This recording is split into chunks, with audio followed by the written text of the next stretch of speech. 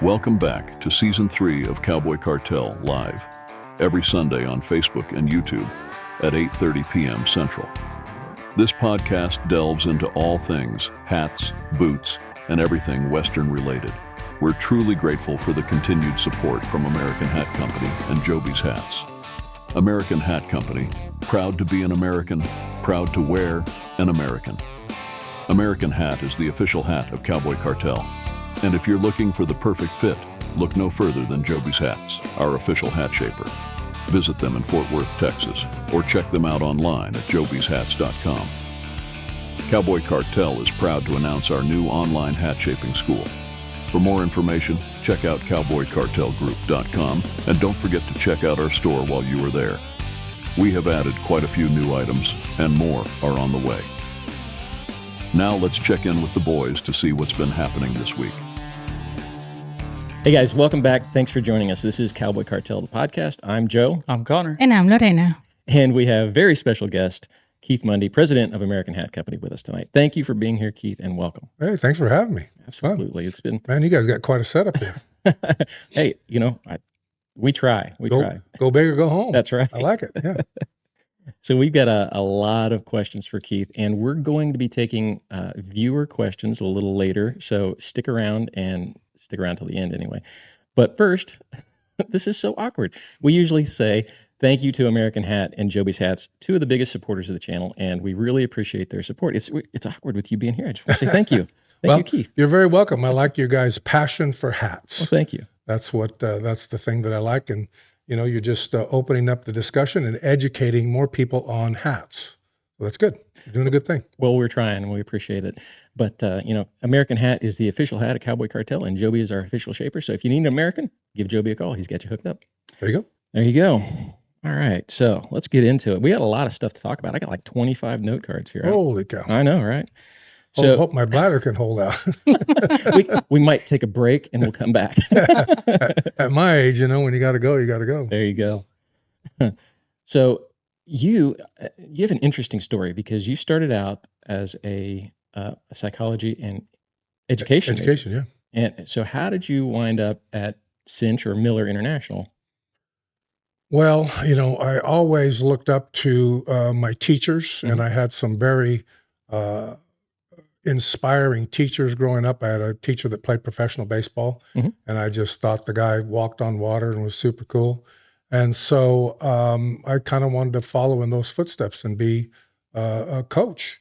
And then what better thing to pair with coaching than psychology? So I went to school to do that. And then, as fate would have it, I had to do my student teaching, and they sent me to a place just outside of Los Angeles that was not a great place to go.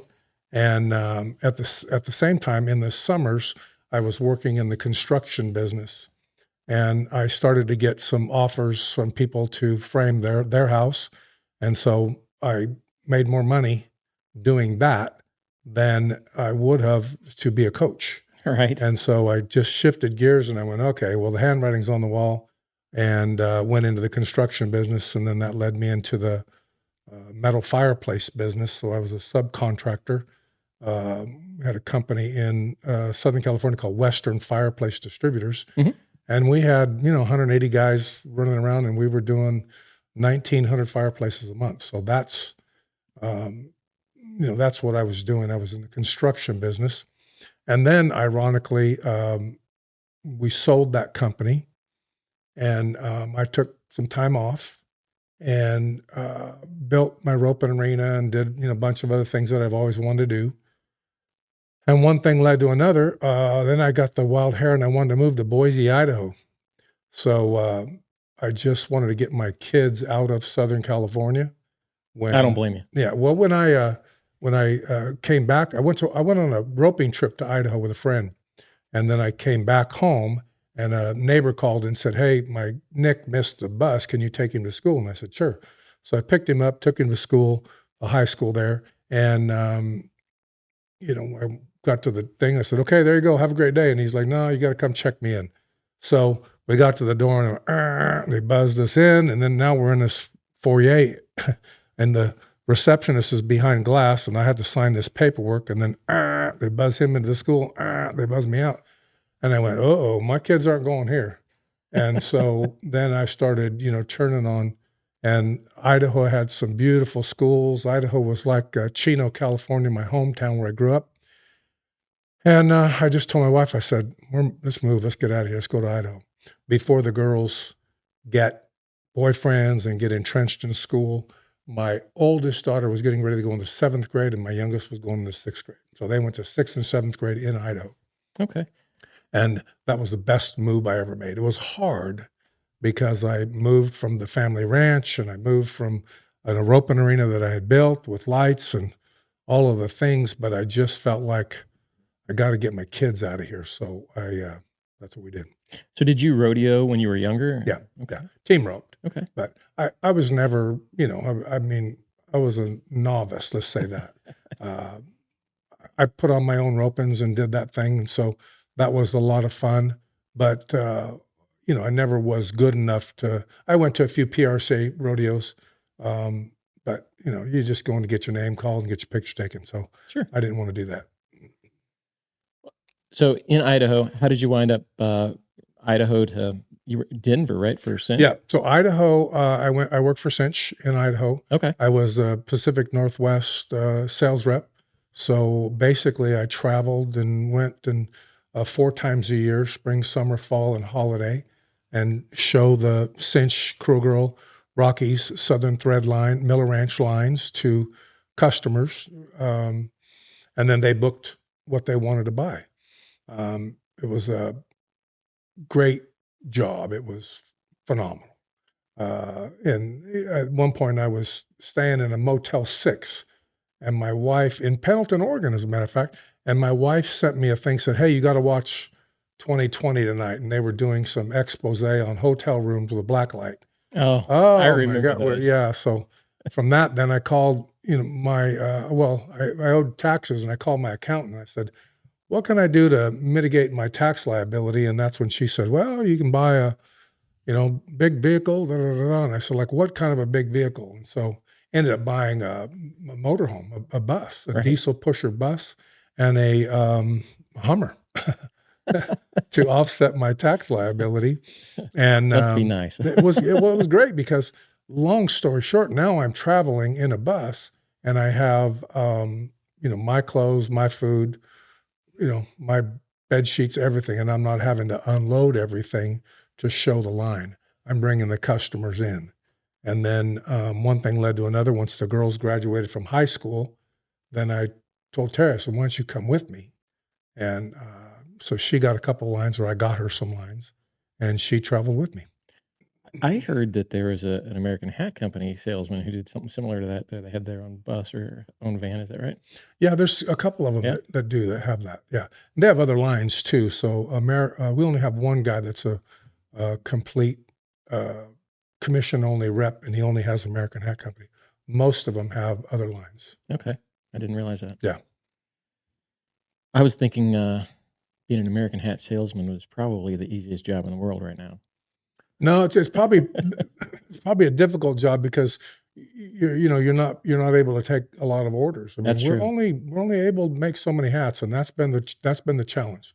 Ever since I'll give credit to Taylor Sheridan and Patrick Gotch. The whole cowboy thing blew up, became very popular, and we can't make enough hats and have them be good quality. Right. We can make more hats. That's not the problem. The problem is to keep the quality there. And Keith Maddox and Susan Maddox were adamant about its quality, period, quality. So. Well, I mean, it's great that you guys are maintaining the quality because, I say all the time, I could wear any hat I wanted to. I chose American Hat because I think you guys make a great product, and that's, to me, the best there is out there of all of the, kind of off-the-shelf hats, right?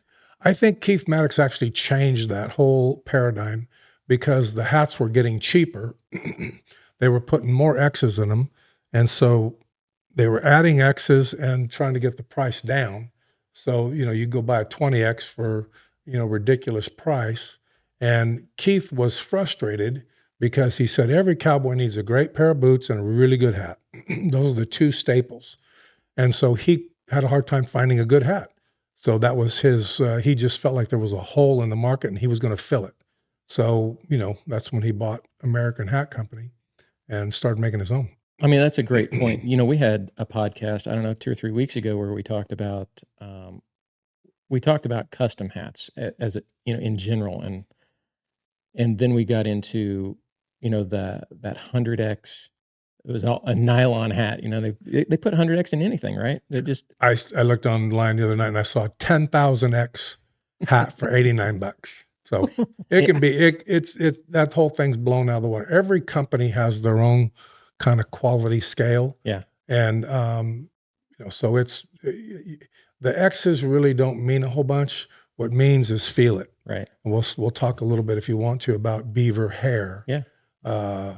So hair is measured in micromillimeters. So mink measures like 12 to 13 micromillimeters. Beaver's like 14, 15. Hair is like 16. And then you get into hair, H-A-R-E. Mm-hmm. Rabbit, 16, 17. And then you get to wool, 18 to 25. So if I laid those out on the table here and you looked at them, you said, well, I can't tell one from the other. I don't know which is which. Right. So you cannot see it with your naked eye, but you can darn sure feel it with your fingers. Yeah. And so what a guy needs to do is learn to check a hat with his fingers. And I use these 4 fingers. So I run it around the hat, the brim, everywhere. And then I use my fingertips to run it around the base of the crown, like here. Mm-hmm. Because if you feel that wavy or corrugated, they might have used too big of a body when they put the block in it, right, and it will corrugate that. And so that sometimes will translate into a problem out here. Yeah. If you can't get something to stay straight. And I've seen that in some of those lower quality hats in the past, where you can feel that ripple around the crown. So it's definitely, and I definitely want to get into the hats, but I'm still curious about, I got a couple questions about Cinch. So were they always, did they start out as a Western brand? Because I really didn't see them as a Western brand until, well, here in Texas. It's yes, a huge Western the brand. Flagship brand there at, it was, when I went there, it was called Rocky Mountain Clothing Company, but the flagship brand was Rocky's Jeans. Okay. That was the big one. And so the big saying there was, I hate to see you leave, but I love to watch you go. Those jeans made a woman look made her figure very flattering. Okay. So then in 96, Cinch came along, and then I think 98, Cruel Girl. So those were just brands that we had some sales reps that were out on the road that, went to ropings and did stuff, and they noticed that the young guys were wearing Gap and Hilfiger and other things other than the standard Western jean. And so they went, oh, it looks like there's an opening in the market for wet. So they made the first jean that Cinch ever made was a green label. And at the time, it was considered kind of a baggier fit. It's not today. To today's standard, it's not. And then the Cinch brand took off. So that was a great ride. That was, phenomenal. Watching that brand grow. It grew in leaps and bounds. Cruel Girl, again, was the same. Grew in leaps and bounds. And, we were constantly messing with the rise on the jeans. The ladies wanted a lower rise jean, but you had to make it low enough that, everything wasn't hanging out the back when you sat on a horse. So, that was a challenge. And so that's what we set about to do. But we had, probably one of our most influential sales reps was a lady by the name of Brenda Van Newkirk. And she probably, probably one of the greatest sales rep that ever was. She's the one who I kind of started and worked under her. My first market, I worked in the same booth as her. And if you mixed up the jeans the way I had them in order, then it threw me all off. I was like, oh, this one, because I'm going by the catalog order. And Brenda, taught me a lot. I listened to Brenda and another guy by the name of Sean Patrick. And that's kind of how I learned the jean business and the clothing business. And Brenda always had her eye out for the next thing coming. So So how long were you at Cinch? I was there from 99 till 2010. And in 2010, you left and came to America. Yep. So how long did you know Keith Maddox before you started at America? I knew Keith quite a while before that. I knew him, well, ironically, when I moved to Idaho, the first thing I did in Idaho was I worked for a group out of Weiser, Idaho, and we sold fabric covered buildings, like for hay storage, for indoor arenas and stuff like that. And that we were headquartered out of Weiser, Idaho. Weiser, Idaho is where Keith Maddox's home ranch was. Right. So then, I knew Keith for, I don't know, 5 or 6 years before he bought American Hat Company. Okay. So, and then, and I wore other hats. And then once he bought American Hat Company is when I kind of had an allegiance to him. He'd always been a good friend. Plus, he was the guy that if you were a sales rep in the Western business, if there was a guy you wanted to mold yourself after or follow the model, it was Keith Maddox. I mean, he always dressed sharp, looked sharp. He was probably one of the best salesmen in the Western industry. So what was that transition like? How did that happen? How did you go from? Yeah, he had called at one point in time and asked me if I knew of anybody that maybe wanted to come over and help him at his company. And I said, let me think about it. I don't really know. And so I thought about it for quite a while, back and forth, and thought about different people. And, one day, well, when I left Cinch, I went and worked for Chris Cox for a year. Chris was doing some amazing things, obviously with horses in his TV program. So he was a friend of mine from Rancheros, and he said, hey, why don't you come help me for a year? Because I had a year that I couldn't do anything in the clothing business. And so I went there, helped Chris for a year.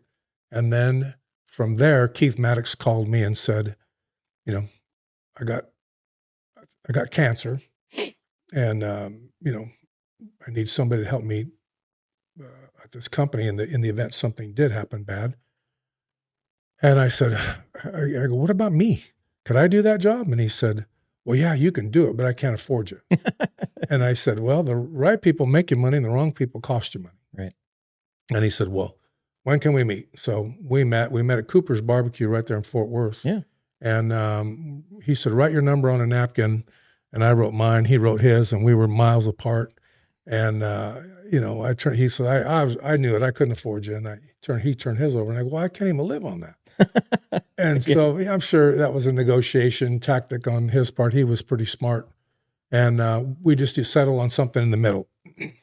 And I said, yeah, I'll try that. I said, I'd rather do that than, I believed in him. I believed in the product. And at that point in time, who you work for, that was an important thing for me. I wanted to work for somebody that I trusted, that I looked up to, that I wanted to emulate their style and the way that they did business. And so he was all of those things, him and Susan. So we made a deal. I went to work for him on July the 2nd. And then that year, right after NFR, he always called me Mr. Mundee. I don't know why that was. I mean, if it was weird saying your own name or whatever, but he said, Mr. Mundee, what are you doing? He said, come on in here. So I would go into his office, and he said, what was the number you wrote on the napkin that day? And I told him, that's what I thought. And he proceeds to write a check out. And he goes, I'm gonna give you a bonus. And he said, it'll get you to where you want to be. And I said, well, Keith, that's not necessary. I mean, I'm fine. I signed up for that number, and I'll do it for that number. I'm fine. And he, at that point, said, nope, that's what we're going to do. And then he said, I got more good news. And I said, what's that? He said, I'm going to get me a new truck. Oh, great. That's phenomenal. So, and he said, there's one out in the parking lot. It's got 26,000 miles on it. It'll be yours. So he was very generous. Right. He treated me very, very good. I mean, it was fun working for him. It was fun. It was a lot of fun. That must have been a really good NFR. Yeah, it was good NFR too, yeah. So what was that? That was 2012? 2011. 11? Okay. So what was that like working with an owner, but were you the president? Is that Well, what? that's when he made me the president. Yeah. It was great. It was not, there was, he, I'll say this, and anybody who knows him, I learned quickly that if we were going to do something radical or different, I kind of had to. I didn't want to ask him and have him say, "Nope, we're not doing that," because then I couldn't go back to him. So what I tried doing, I tried planting seeds, and then then I'd come back, sprinkle them a little bit, water them, fertilize them, and then eventually he'd say, "Hey, why don't we do this?" And I go, "Man, that's great. That's a great idea." Great. But he was ahead of his time. I mean, he thought outside the box. So It's funny. Everybody we talked to at Cody Bates, he loved Keith Maddox, and he says, I have video when we were talking. He said, we want to make him proud. Yeah, absolutely, every day. So every day, the hats are made with quality and care. Yep. Because that's how he wanted them made. Yep. So you guys could do something different now, but you don't. Nope, absolutely not. So there's a couple of things. When I went to work for Keith at Miller, we had business consultants come in, and so we would go to retreats. We'd go take the whole management team and go to a mountain retreat and bring a consultant in. The consultant we'd do SWOT analysis and all kinds of other things. And I asked Keith, I said, "Do you believe in all that?" He goes, Nope, don't. And I said, "Well, what's your philosophy on all that?" He said, "Well, tomorrow morning we're going to get up and we're just going to do the right thing. And when we're done doing that one, we're going to do the next right thing. And then when you're done doing that, then we're going to think, okay, what's the next right thing?" He said, "Just keep doing that. Just keep stringing the right thing together and you'll be fine." And I went, man, I love that simplistic business philosophy. What's the right thing, irregardless of what it means to you? I know that we had an opportunity to sell a bunch of hats to a retailer by putting 20 X's in a 10. And he said, "No, I won't do it. I just refuse to do that." So he just did the right thing. So there's a lot of different stories. But he's got a lot of mottos. You have a tattoo with his motto on it. Yeah, right? yeah, I do. So he would say it all the time. And so it's on the inside of my arm. And I just wanted to, wake up every day and remember this. And it's really, he would say, if you're not living on the edge, you're taking up too much room. And so it says Hat King plus X. Right. And the theory behind that is the fruit is out on the limb. So you got to just kind of inch out there. You got to take a little chance. You got to take a little risk. If you're going to hang on to the trunk, you're going to die right there in your comfort zone. And so I'm not saying you go jump out on the limb, because sometimes that doesn't work either. You fall. Right. But you got to take some chances. And as I sit here today, I'm the beneficiary of Keith and Susan Maddox taking a huge risk. Had it not worked, it would have cost them their home, their retirement savings, everything. But he went all in, and I after the fire, I envision him sitting at a poker table and just putting his hat back on his head and just, putting all of his chips in the middle and said, "I bet it all. I'm going to bet it all on American Hat Company." And that's what he did. And Susan the same. They risked it all. And so had it not worked out, Susan wouldn't be sitting in the position she's in right now. But they took a chance. They risked it all. Let's talk about Positive Times. Yep. Because that's a brand. It was Keith's brand, and then you turned it into the patch that we know today. Well, it was his brand. It wasn't my brand. No, right. And I wanted to use it when he was alive, and he said, No, it's not about me. It's about the hat. And so I said, "Oh, okay." He wouldn't have it. And then when he died, I went to Susan and said, "Would it be okay if we use this Positive Times and we'll use it?" I said, "I don't know. It might last a couple of months or whatever." But see, he died September 4th of 2019. We had a celebration of life October 4th. Well, shortly thereafter, 2020 was COVID. And so by then we had positive times out on everything. And then on the back of hats, and people were asking, what does that mean? What does that mean? And we left it like that on purpose, because if you knew, you knew. If you didn't know, you wanted to know. And it's called branding beyond the logo. So, and in conjunction with that, he had asked me when I started, how are we going to grow this? Because I don't have the money to do all the print ads and everything. I said, we're going to use social media, what we're on right now. I said, we're going to use social media. And he said, how are we going to do that? I said, we're going to give something away every day. And he goes, whoa, pump your brakes, Cowboy. I can't afford to give something away every day. I said, oh, yeah, you can. Anyway, so his oldest daughter, Treasure Maddox, lived in New York City and was working for Jimmy Choo. And so we basically, she started the Facebook page for American Hat. And the goal was to post a positive deal every morning when she got up. So she's getting up, an hour earlier than we are. So when everybody here got up, it was there. There was a positive thought, a positive saying. We at the time when we were using positive times, we just were giving that away. And so the theory there was, we're not going to ask our customers and followers for anything. We're going to give them something free. And so I had lots of people call me. I had a guy call me and say, my wife was going through breast cancer, and he said, you have no idea what that positive thought meant to us each morning that we got up, and her going through her treatments and everything. He says, that's the first thing we look for. That's the first thing we kind of shared in the morning, was that positive thought. So it fit right in with his positive times. And you guys continued that positive thought to this day. It's still absolutely, every morning. Yep.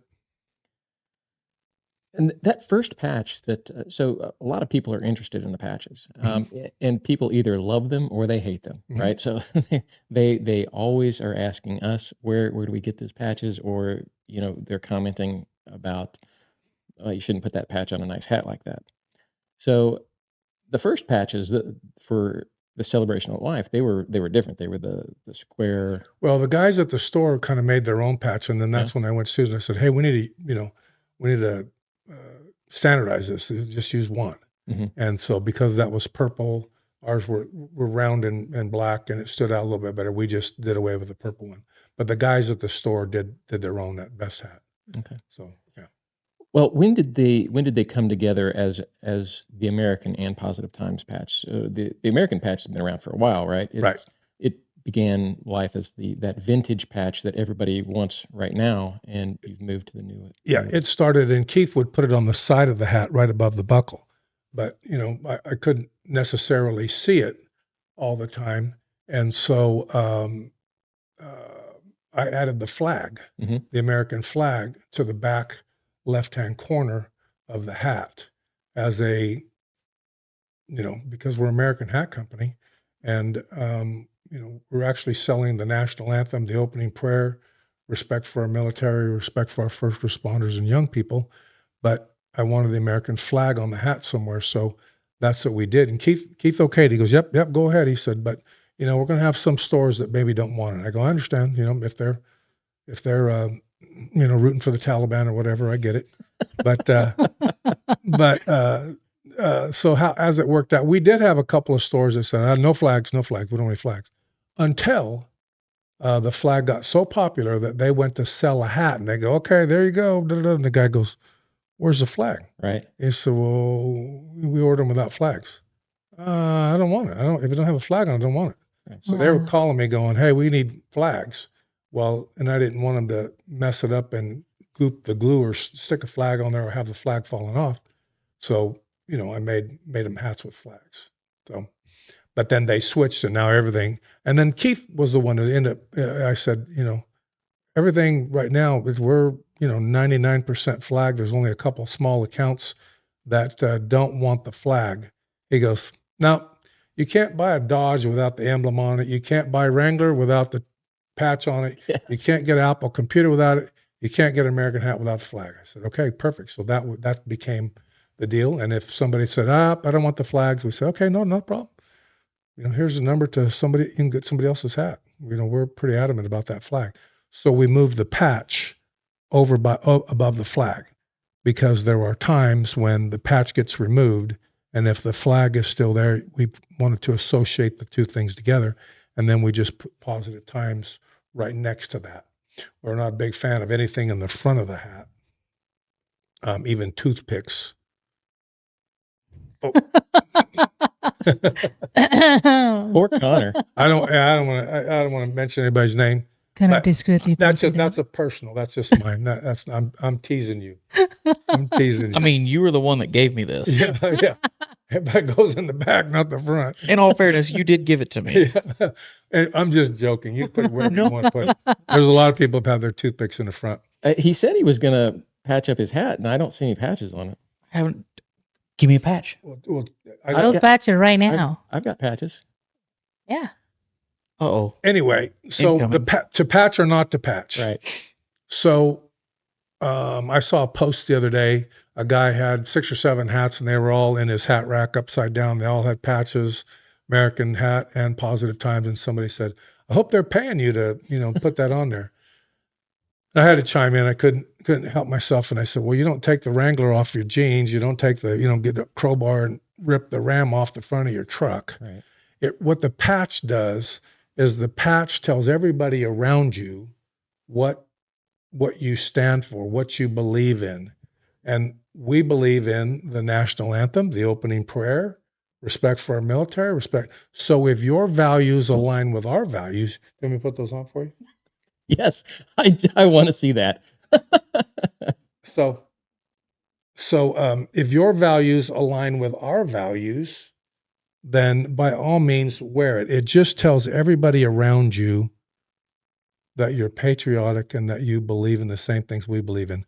And, when I say that, I went to Patrick Gotch and said, if you will air the national anthem and the opening prayer in its entirety, we'll sponsor that. And so we sponsored that on 100 rodeos in 100 days, and we use it at the NFR. So it doesn't say anything. It just says the opening ceremonies, or the opening prayer and national anthem brought to you by American Hat. Nothing about buy a hat, get a hat 20%, nothing like that. It's just who we are and what we believe in. So if you believe in the same things, then by all means do that. If you don't, it's not mandatory. If you don't want the patch on your hat, it doesn't hurt your hat. But if you, now, man, you look so much better. Oh, Connor. That's it. I knew he was going to do that. I seen it coming a mile away. He's got to show him. Yeah. So, long story short, the patches mean something, and it just like, if a guy drives a Dodge truck or wears Wrangler jeans, it tells the rest of the world where you align. And the cowboy hat is that symbol of the great iconic American cowboy, and American Hat is not just selling hats. And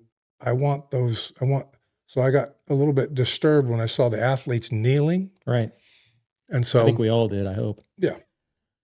And so how do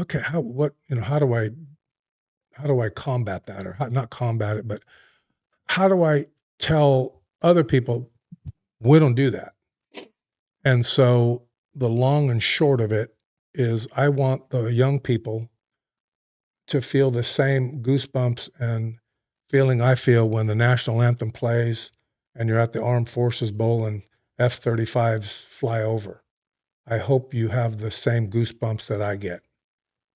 And I think that patriotism is something that's, on a resurgence. I hear that recruiting is up significantly now in our military, but we need to be a patriotic country. We're not perfect by any means. I'm not saying that. But when things get ugly, who's the first one you call? It's us. Yeah. Absolutely. Yeah. So I believe in all those things. And if you believe in those things too, and you want to let the world know that your values and our values align, then wear the patches. If, like I said, if you're rooting for the other guys, then don't. It's up to you. Once you buy the hat, it's your hat. That's right. That's why we don't put them on at the factory. But I have a lot of retailers that have them, or they just don't do a good job of putting them on, or they want to charge for them. Right. And we've put a thing out said, hey, Keith Maddox's memory is not for sale. So you can send us a self-addressed stamped envelope and we'll send you the patches for free. So that's in my notes here to talk about a little bit. I want a couple of things there. First of all, on the American Hat Company enthusiast group on Facebook, it's in the rules, right? Nothing that is American branded is for sale, right? So no selling patches. So it's always, we've seen it, right, Connor? You've seen it on eBay. You see it everywhere. People selling Sure. these patches, and really hate it. And we always have patches with us. So if we're out and about, we can give those out. And if people buy something from our website and they put a note in there, we send those and include those for free. Right. So, you know, it's something we've been battling for a few years now as well. But I always wondered why they didn't come on either the straws or they used to come in the boxes of felts. Yeah. And then what we found was stores would go through the boxes and they'd take all the patches and then they'd try to sell them. Yeah. 100%. So that didn't work real good. And what we don't want to do is I don't want to put it on before the hat gets shaped, because if you put that, you're going to steam it off, right, on the hat ahead of time, and then it's harder. It's going to be hard. It's going to be in your way to shape it. So that's why we don't put them on from the factory, because 90% of what we ship from the factory is open and flat. It has to be shaped at the store. And then there was always kind of a little form that you could on the website where you could put your information in and you guys would send the patches out. But I talked to you guys and you were getting 30,000 a month. Yes, right? It got to be, and when I looked at the postage on all that, and then on top of that, we'd send them, and then sometimes they'd come back because, I don't know, they give us a bad address, or right. I don't know, or the post office wasn't very efficient. But we'd send out, 50 or 60 a day, and we'd get 10 back. And so I said, make them send us a self-addressed stamped envelope. Now, they still don't do that. They still send us just an envelope with the name and, but I'm sure that the younger generation doesn't understand, like I would, what a self-addressed stamped envelope is for. Right. But if we get that, then they have their return. We'll still try to send them patches. Okay. You might have just opened yourself up. For we just had to cut the postage way down. Right. We were spending thousands of dollars on postage trying to get hat stickers to people. Right. Yeah. And I remember, it took, well, I guess, what has it been now? About 3 years ago, that's when it really got crazy. And, it was a couple months wait sometimes to get patches. Yeah, well, we ordered them. And so we have a lot of inventory and patches, and we have a lady that that's her primary job. Nice. So how many patches do you kind of go through on a regular basis? A lot? Thousands and thousands and thousands and thousands. Yeah. And again, the patch can go on anything, especially the Positive Times patch. You can put that anywhere you want. I mean, that's it. We're not selling anything with Positive Times. Positive Times is a thought process. And it was Keith and Susan Maddox thought process about life. And that's really what that is. And so when Keith died, then it became the North Star for the company. So anytime we're faced with a decision, there's the North Star, we're going to go that way. And so that becomes the basis for most decisions is, what's the positive things, and kind of, almost what would Keith do. And now, now he's been gone for, since 2019. So now it's, we're shifting gears a little bit. It's more what would Susan do, or how would Susan want us to do it? I used to think Keith, well, everybody wanted to sit at his table because I guarantee you that was going to be the most fun. And after he died, a couple of years later, I was watching at an event, and I went, ooh, I think maybe we want to sit at Susan's table because her table was having the most fun. So that's Susan's, the same way. And if you really want to have a good time, she knows how to have a great time. she knows how to laugh. Yeah. It's funny, somebody was just on the American Hat Company Facebook group the other day, and he was out at a bar and he met Susan and they bought each other drinks, Yeah. and he posted a picture with her. Yeah. So, it's kind of interesting. Yeah, she's not afraid. She might be small, but she's mighty. and she's basically fearless. She's, if you think about it, you put yourself in her shoes. She lost her husband, and she's still a young woman. And she's got 2 businesses, that are generating millions of dollars a year. And, then COVID, and the government wants to shut your businesses down. I know that when we made the decision, Montague County made the decision that we were going to have to shut down for 30 days in March. And, I called her and I said, man, we've got a lot of people here that's, and I said, we're going to lose some people. They're not going to come back. They're going to go find other jobs. She said, let's do this. Let's pay them. So literally when I made the announcement to the factory and said, hey, we're going to be shutting down for 30 days, I had some ladies there that began to cry. They gasped and they were crying. I go, hang on. I tell the rest of the story. I said, you're going to get a check every week. We're just going to send you a check. Susan made the decision to pay everybody.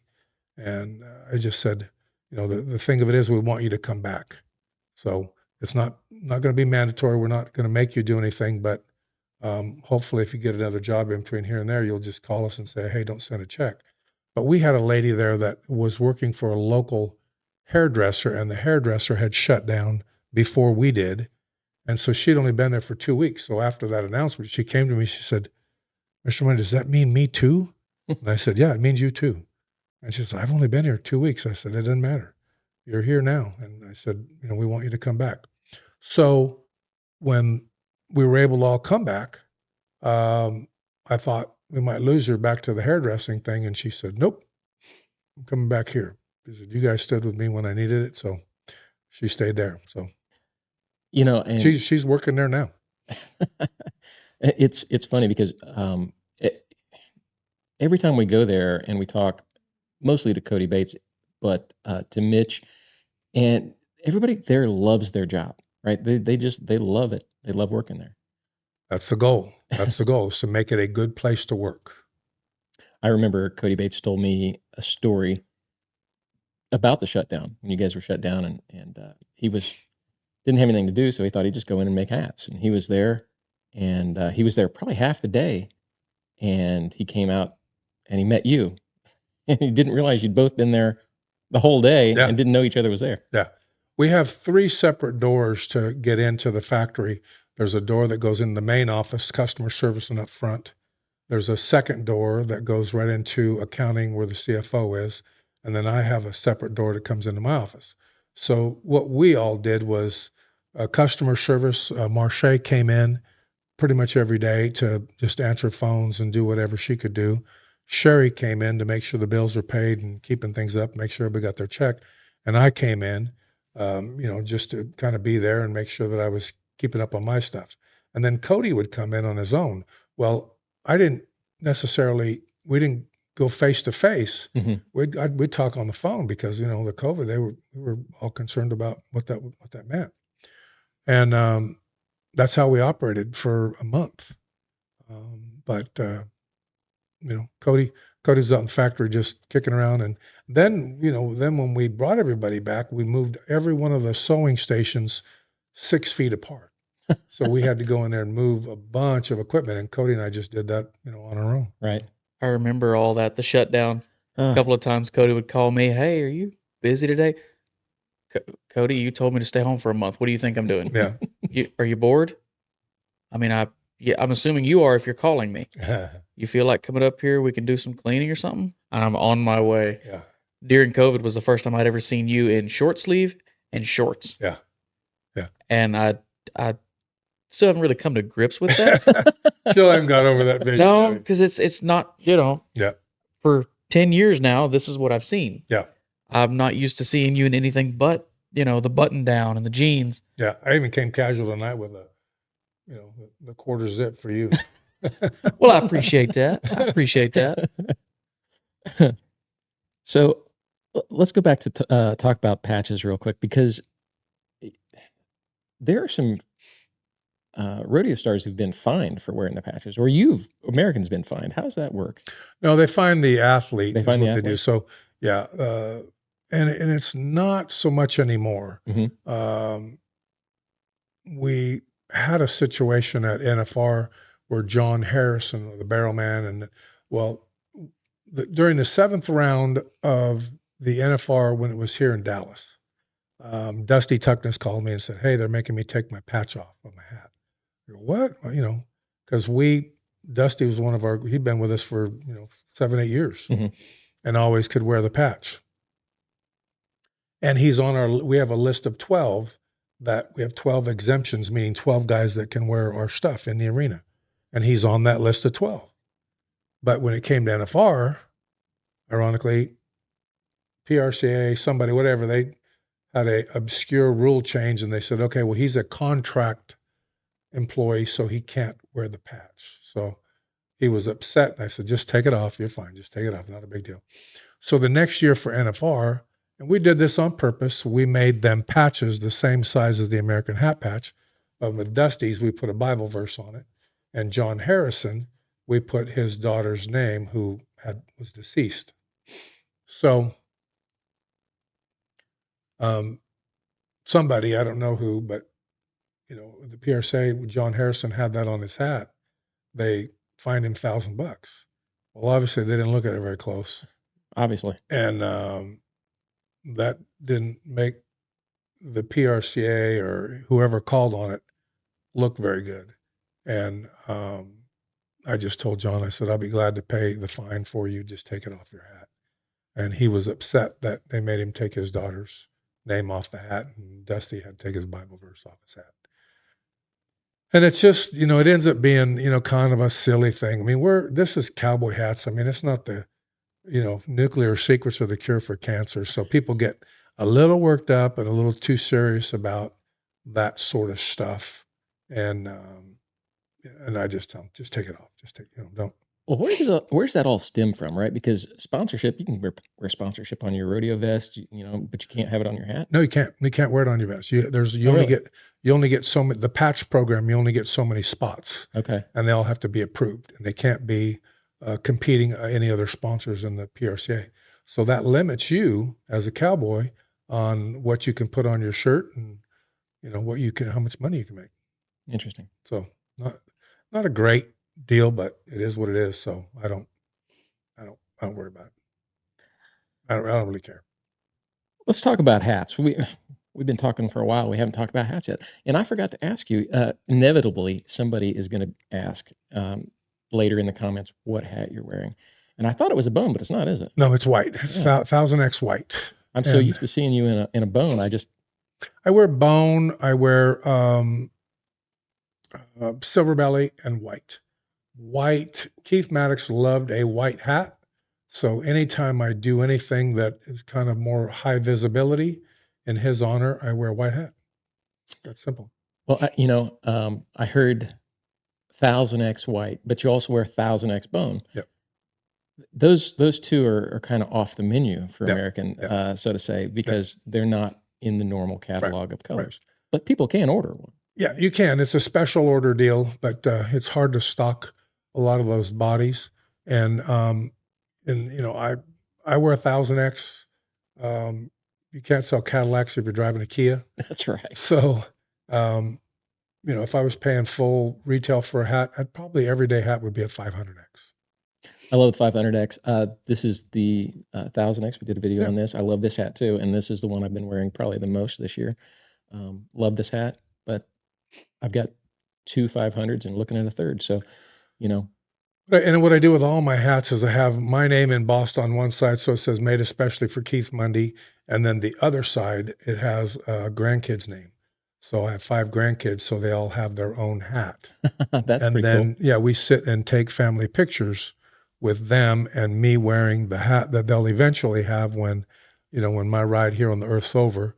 They'll have a hat and they'll have a bunch of pictures of me with them growing up. I mean, my youngest grandson, I have a picture of him sitting in his hat, me holding him and him sitting in the hat as a baby. So that he'll get that hat That's pretty cool. when I die. Yeah. Tradition there. Yeah. I like that. So, and then I have every felt hat I've ever owned, and they are all in boxes and nested, and then they have notes inside them. And they'll go to my daughters, and really the story of my life is in those hats on 3x5 cards. That's cool. Yeah. That's cool. So, I have like the hat that I wore when I walked them down the aisle, or the hat that I wore when I met my grandkid for the first time, or the hat that I wore when, something, maybe even something bad happened. So you'll take that and you'll put it in that box and it'll stay there. Yeah. They'll get that hat with 3x5 cards tucked inside of it, and they'll know, oh, when he was wearing this hat's when this happened and that happened. And, Interesting. Yeah. That's a pretty cool idea. Yeah. And we've talked to Cody Bates about passing these generational, through the generations, passing these hats along and having a legacy with them. So that really kind of expands on that. It's a family heirloom, and so we had a thing in our catalog that said your hat's with you on the roughest of days. When the sun is beating on the back of your neck, the hat's there to protect you. Or when the rain wants to run down the back of your jacket, your hat's there to stop that. But then your hat gets to go with you on the best days. The day you meet your daughter or meet your grandkid for the first time, or walk your daughter down the aisle. And then your hat will hang silently on the wall in remembrance of you when you're done. So it means something. It stands for something. If I were to leave my kids, buckles that we've won at jackpot ropings or an old pair of boots, I don't think that means as much as the hat. And I use this phrase to an elementary school kid. If you walk through the front doors, the boots don't make you a cowboy. The jeans, the belt, the buckle, or the shirt. It's the hat that makes you a cowboy to that elementary school kid. So this hat is the symbol of the great iconic American cowboy. So if you get to wear a hat, by all means, wear a hat. That's pretty good. Anybody has permission to wear a baseball cap. And anybody has permission to wear a cowboy hat. You don't have to live it. That's another thing that is a misnomer. And I saw a guy, he was talking about the Dale Brisby thing. You ain't no cowboy. Yeah. And he goes, you're right. I am no cowboy, but I love it. But I didn't grow up there. I didn't grow up on a ranch. So it's not about your zip code. It's not about what you do for a living. It's about a state of mind and a state of your heart.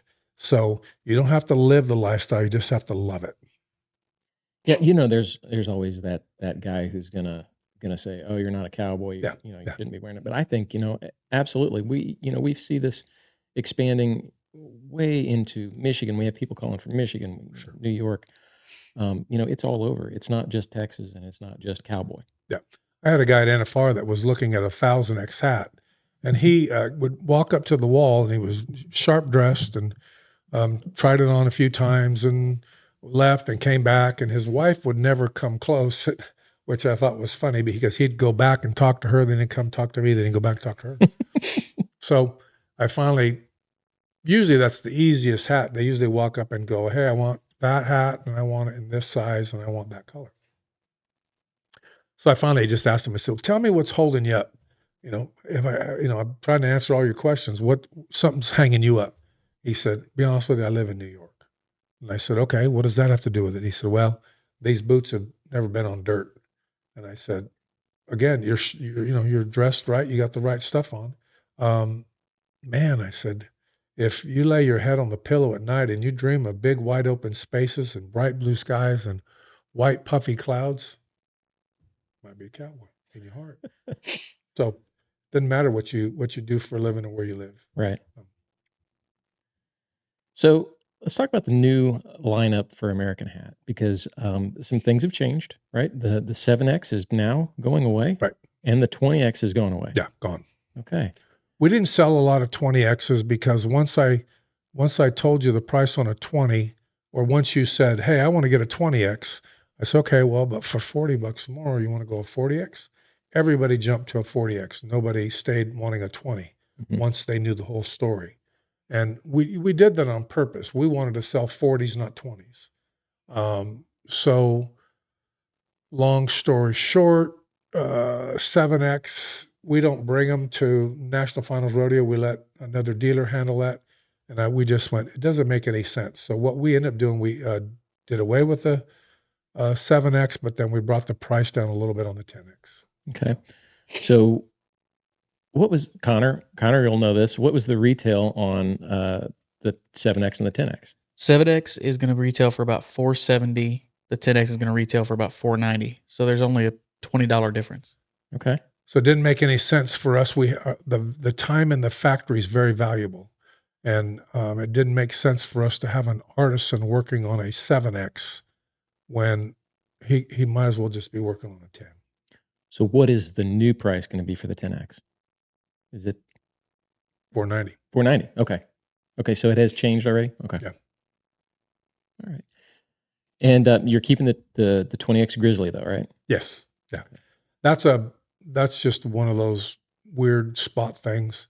The Grizzly, Larry Mahan made it famous back in the day, and we don't sell a lot of those day to day, but when we come to NFR, we sell a lot of those. Really? Yeah. NFR, we sell a bunch. I was going to ask you what, because Connor, you see a lot of those going to California, right? Oh, not just California. I sell at least 2 or 3 Grizzlies a day. Is that right? They're huge. People love them. Yeah.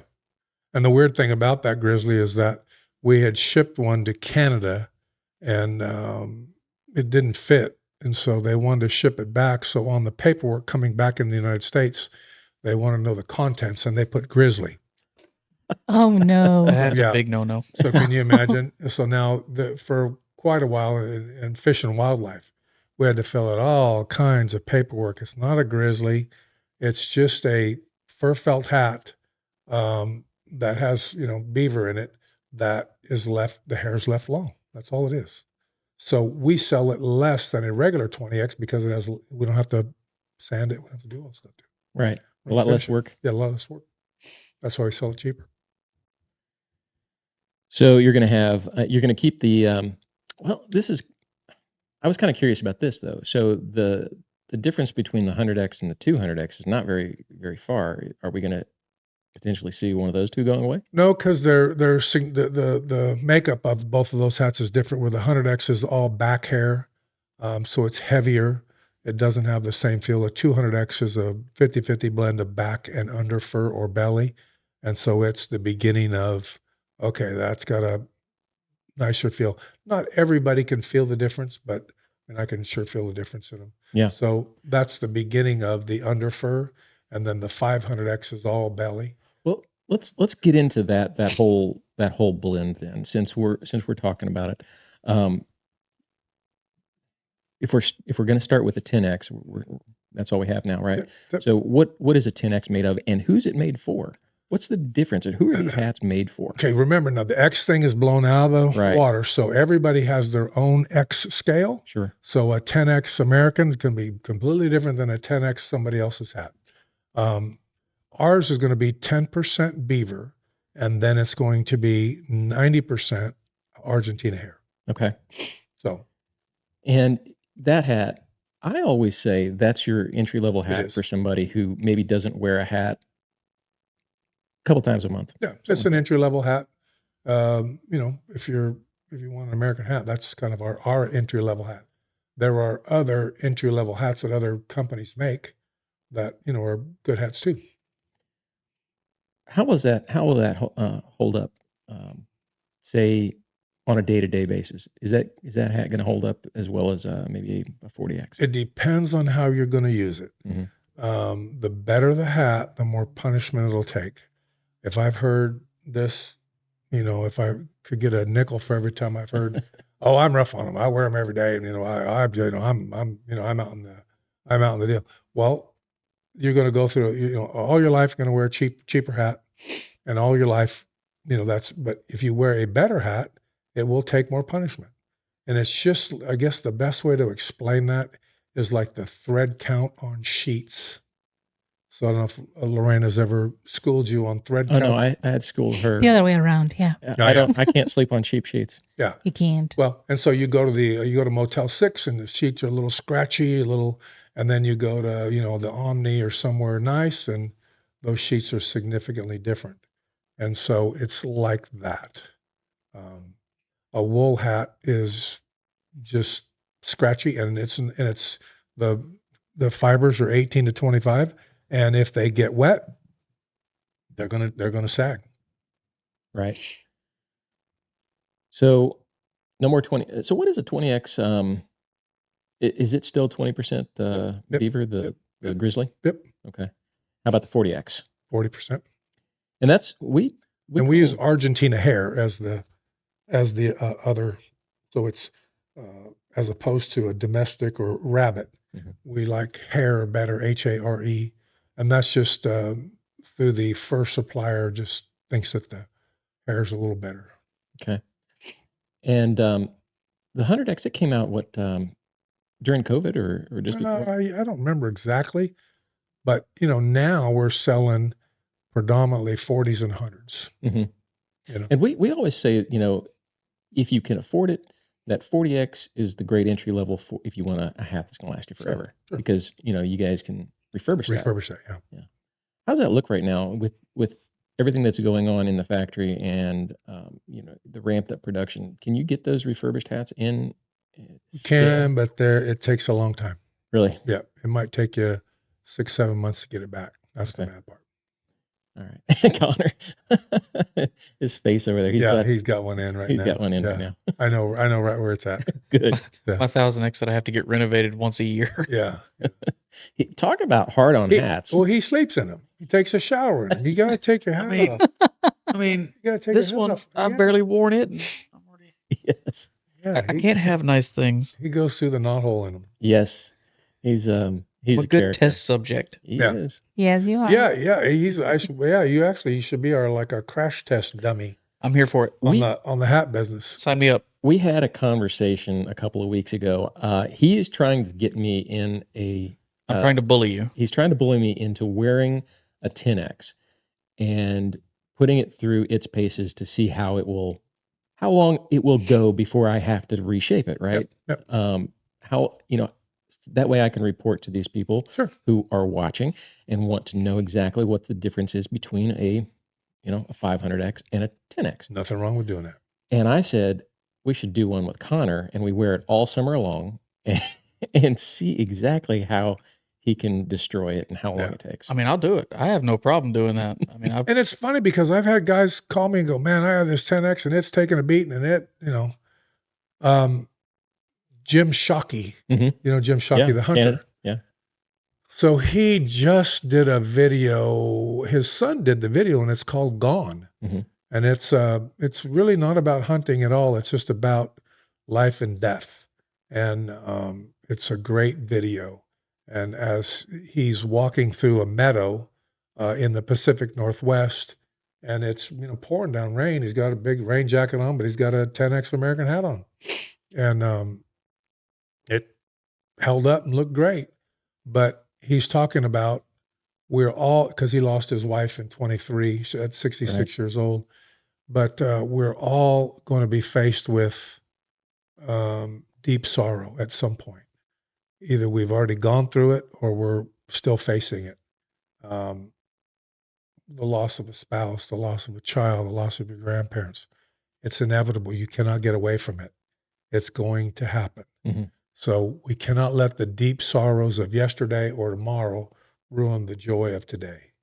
That's what Jim Shockey. But as I watched that video and I'm thinking, man, that hat's, holding up pretty doggone good in the rain. Looks good. So, and then I sent him a thing and said, I really love the video. And, he wears 10X hats while he's hunting.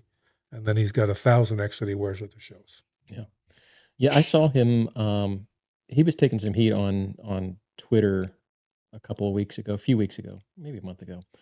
And he had just a great comeback for that. So. Well, what were you taking heat over?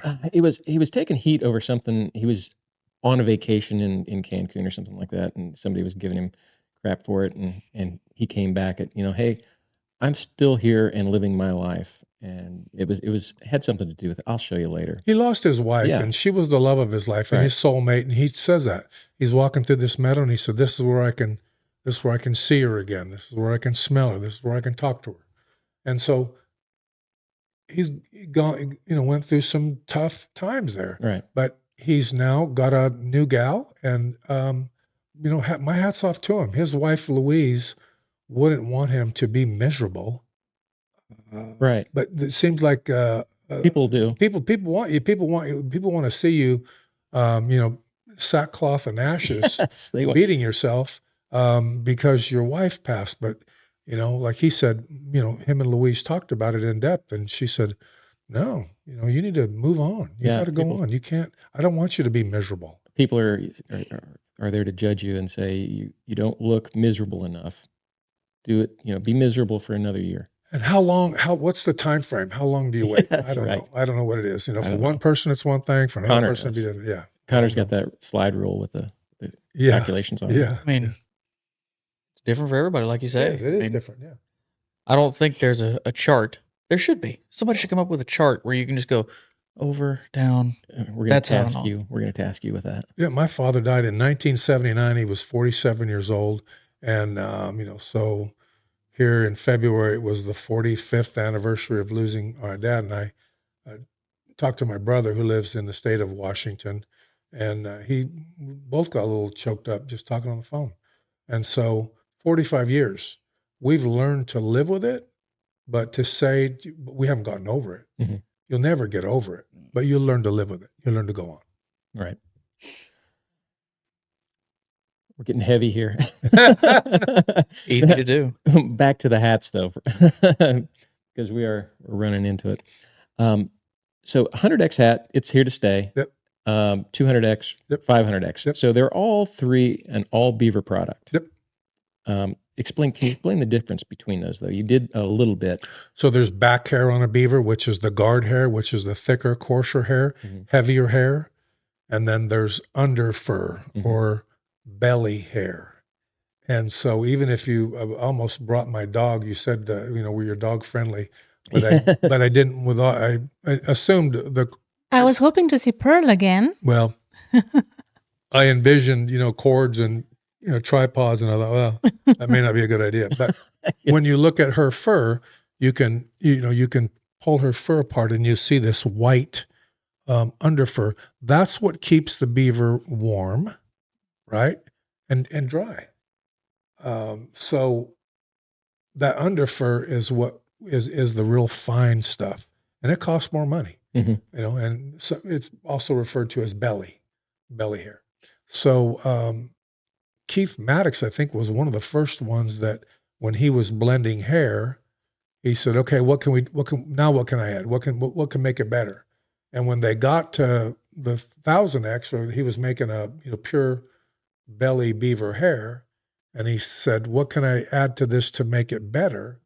And he thought, well, chinchilla? And the guy goes, no, not really chinchilla. He says, mink, but it's just way too expensive. He said, that's what I want. I want mink. And so that's how we come up with a mink.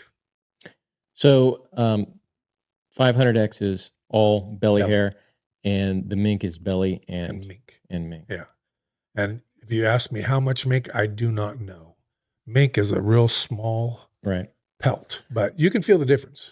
Yeah. It's just gives you a little more luxurious feel. Absolutely. And if you guys haven't seen the video on this hat, this is the 1000X Natural mink from American Hat. We did a video on this. You get to see the entire process from picking out the body until it's actually shaped. So if you want to see that, go check it out. It's on our YouTube. It's a great video, I think. Yeah. All right. So I lost my notes here. We got talking and you want to talk about straw hats? Yeah, let's talk about straw hat. That's right. Thank you. Are you reading over my shoulder? Nope. Because you guys have 4 new straws this year. Right. I got 3 on a flyer that we're because we don't always do a new catalog every year because we may only add 1 or 2 things. So we use flyers to do that because the catalogs are so expensive. Sure. But the big difference in an American hat and anybody else's hat is the petroleum lacquer. Right. So we dip the hat in a vat of lacquer when the edges are still long. And then it goes into an oven for 2 hours. minimum of 2 hours. If it's above 55% humidity, it'll be in there for 4 hours. So we let it dry, come out, then the brim gets cut down and the wire gets sewn into it. And then it turns around and comes back to the lacquer room for another dip in the lacquer and another 2 to 4 hours of drying. So if, like you guys filmed making of 1000X, we could do 1000X over several hours. But if you were to walk in the factory in the morning and say, I want a straw hat, you've got 4 to 6 hours of just drying time. So it takes a long time to get a straw hat through there as well. Right. But the nice thing about it is that petroleum lacquer, when you steam it, it gets very pliable. So you can shape it and be very intricate on the shaping. You can put hearts and stuff on the side or, whatever you want. But then when it cools, it holds its shape. And then if you get caught in the rain, you're not going to lose your hat. Now, let me qualify that by saying, if you have vents in the hat all the way around, fancy vents, I've had my head still gets wet because it'll run through those vents. Right. But the vents are there to cool you in the summertime too. So, but I didn't lose my hat. My hat wasn't ruined. I've had a straw hat. Well, Keith Maddox had a situation him and I go on the Rancheros ride, but he had a situation where they were crossing a stream and a guy lost his hat in the stream and it had tumbled down the stream and it was in a little hole. Mm-hmm. And the guy goes, I can see my hat down there. And Keith goes, well, go get it. It's still probably good. Well, the guy stripped down to his underwear and dove in there and got it and came up, wore the hat the rest of the ride and just was amazed that it was still good. So, yeah, I've never even thought about not wearing an American straw in the rain. Yeah. That's what it's for, okay? Right. The cowboy hat's there to protect you. Yeah. And that even the nicer beaver hats, right, they're going to hold up in the rain. I mean, people are always amazed if I have a 1000X hat on, it's raining. They go, oh, you're going to go outside in that hat? I go, yeah, that's what the hat's made for. We get those kind of questions all the time. Hey, should we spray this with some kind of protectant? Yeah, I don't. Yeah. I don't spray anything on my hat. We don't either. We kind of tell them just wear it, Wear it. I think Connor says that spray is for wool hats, right? Yeah, I usually would recommend that Thompson's water seal on your wools or your hats that can't handle the weather. Or your patio deck. Yeah. Yeah. But I mean, think about it. The logic I use with a customer is, you ever seen a beaver that can't get wet? That's right. I mean, yeah. Yes, true enough. Yeah. But American doesn't do many new products, right? So you don't have new products every year, but you do have 4 new or 3 new straws this year.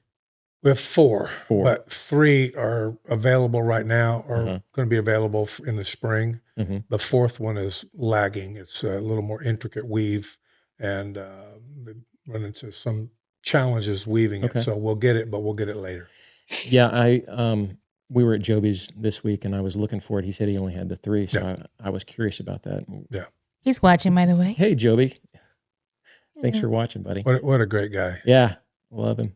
Well, you know his story, don't you? Yeah, we've had him on the podcast. He's been on here twice. Yeah. And yeah, it's a great First story. time I met him was at high school finals and he was working for Boot Barn in Burleson. And, he had the store was calling, when are you going to be back here? Because they had customers waiting to buy hats until Joby was there. Yes. And, I said, man, why don't you do your own thing here? And so he kind of started his own thing and he's been wildly successful. Yes, he has. I just opened that 2nd new store and he's got a 3rd one coming next year. Yep. So Great guy. And we wish him all the best in it too, because Yeah, absolutely. he's killing it. The most recent hats, I guess the newest hats before those straws were the evergreen and the grenadine. Right. And those are a little different than the normal hat line, right? Yeah. So the normal hat line, they're pretty much, I don't want to say primary colors, but they're neutral colors. Yes. And then you have, one of my favorites is the evergreen, and I love the story behind it. Lorena has the grenadine and she loves that hat. It's a beautiful hat. Yeah. I wish they came in higher X's. Why? I guess I have two questions. Can you tell us the story behind the evergreen and the grenadine? And why are they only available up to 40X?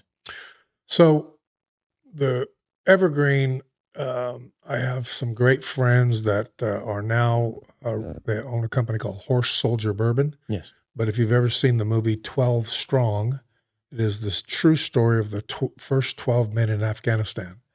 I mean, they went in and rendezvoused with General Dostrom and called in airstrikes, and they actually attacked the town of Mazar Sharif with like 1,000 men on horseback and 1,200 men on foot.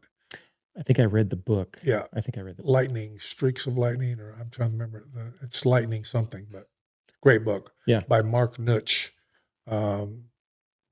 Anyway, the long and short of that is they had given me a green beret, and so that was the inspiration for the color.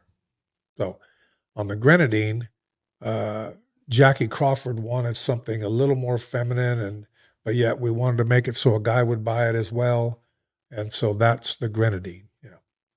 So. She's trying to hand it to Connor. Dance monkey. Yeah. Yeah. So yeah, it's a cool color. It is. It's a cool great color, but it's a cool story, and those guys are true American heroes. So I'm actually going to go to an event next Saturday with big country veterans, and the Horse Soldier guys will be there. So they are real American heroes. Does it look good on Connor? It does not. I have to disagree. It's one of my favorite hats. I love the color, and I wear it a lot.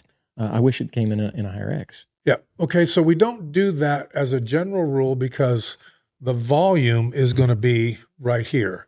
Now, if the volume took off such that we're having a hard time keeping up with it, and we had a lot of requests to go to another, but the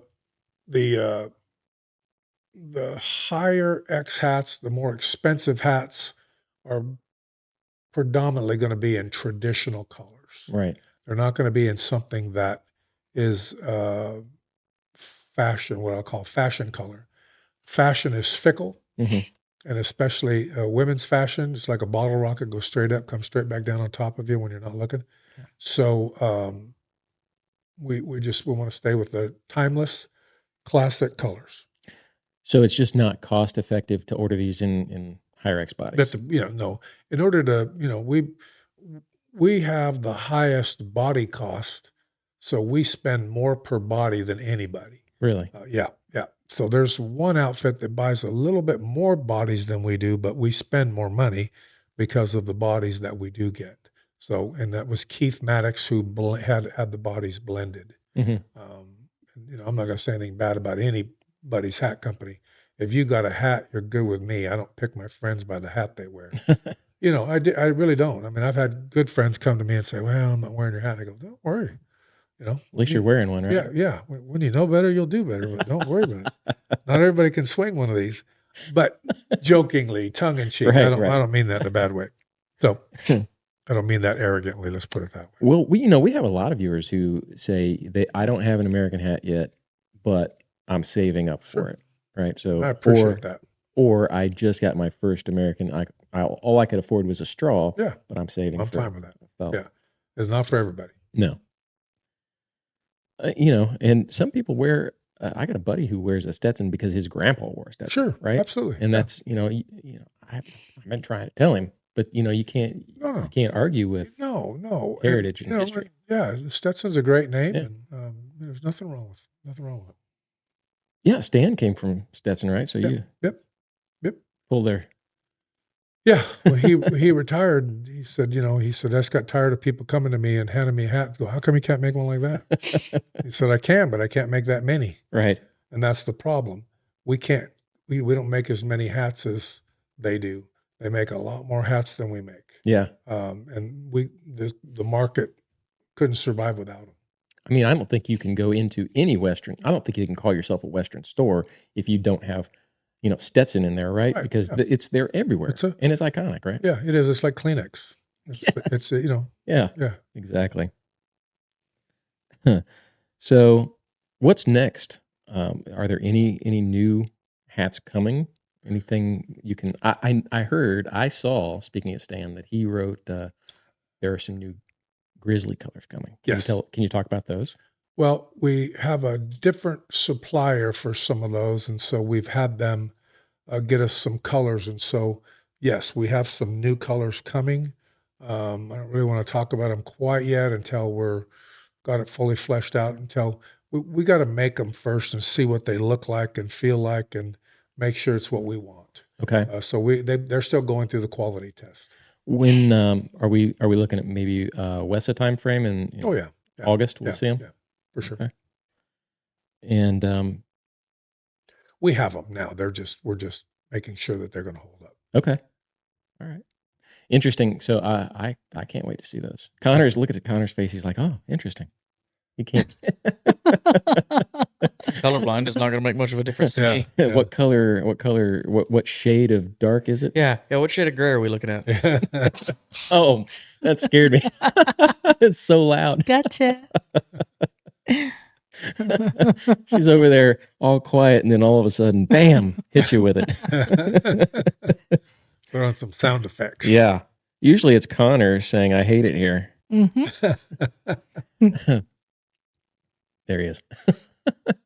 So we kind of touched on this earlier about Taylor Sheridan and kind of this new Western boom, because you had, and it's kind of cyclic, right? Because you had the early 80s urban cowboy, and then you had, 8 Seconds and Pure Country in the early 90s. Yep. And that kind of brought that all back again. And then now Taylor Sheridan has a bunch of shows out that are kind of really pushing this. But the first one was Yellowstone, right? Yeah. Taylor Sheridan is an anomaly. I mean, he is probably one of the best storytellers I've ever been across. I mean, I have no idea how the guy puts out so much stuff, and still has time for, he works with the Cowboys on the 4-6s. He's, spent time at his arena on the back of a cutting horse.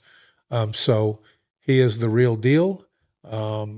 He's as authentic as it comes, and he is a great, great, great storyteller. And the urban cowboy thing was the bigger boom than Tombstone or Pure Country or those things. But the Taylor Sheridan thing has been long lasting. Yes. Whereas Urban Cowboy was one movie, and it lasted for a shorter period of time. Whereas the Yellowstone, 1883, 1923, all of those things. Now he's got Landman. That's kind of Landman's phenomenal as well. And so, he's done more for I mean, I was sad when Yellowstone was over, but now, I hear he's working on something new. Yeah, and I was kind of worried. What would that do? Yellowstone ending. What would that do to the boom? You think it's? No, I don't think it's gonna. Right now, I haven't seen anything dip. Yeah. We're still going strong. I mean, well, make as many hats as we can make a day, and not sacrifice any quality. And it took you guys a long time to get to where you could service your customers, being the retail stores, right? There was a long wait. And in the beginning. we're still not getting them all. I mean, we're still falling behind. We have to prioritize, and and the sad part is the strong are getting stronger and the weak are getting weaker. Yeah. And that's almost goes back to the Jim Shockey video of Gone. It's just the natural cycle of things, and I can't fix that. I wish I could, but I can't. And I can only make so many hats, and I got to pick and choose where those go. Yeah, I mean, I can understand that. So, we have people all the time asking, well, who's got a hat? Who's got this hat? Who's got that hat? Can you tell them what are your maybe top 5 to 10 volume dealers? Sure. So that they know, and they're always asking where to get the patches too. So these high volume dealers should have those patches as well. Best hats, number 1 by far, Joby's, NRS, Cavenders, those are going to be your top dealers. There's Heads or Tails, West Trans in Montana. So one of the things we've focused on, if you're a hat only store, we try and take care of you.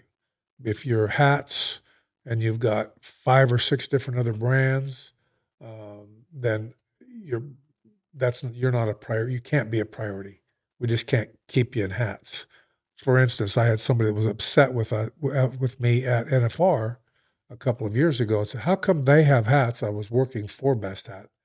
Those are 2 separate businesses. So American Hat is one business, Best Hat's another one. Best Hat pays the same price that everybody else pays. Best Hat has to place their orders in time to get the hats. But I finally had to say, if you can do 3 things for me, then you too can have hats.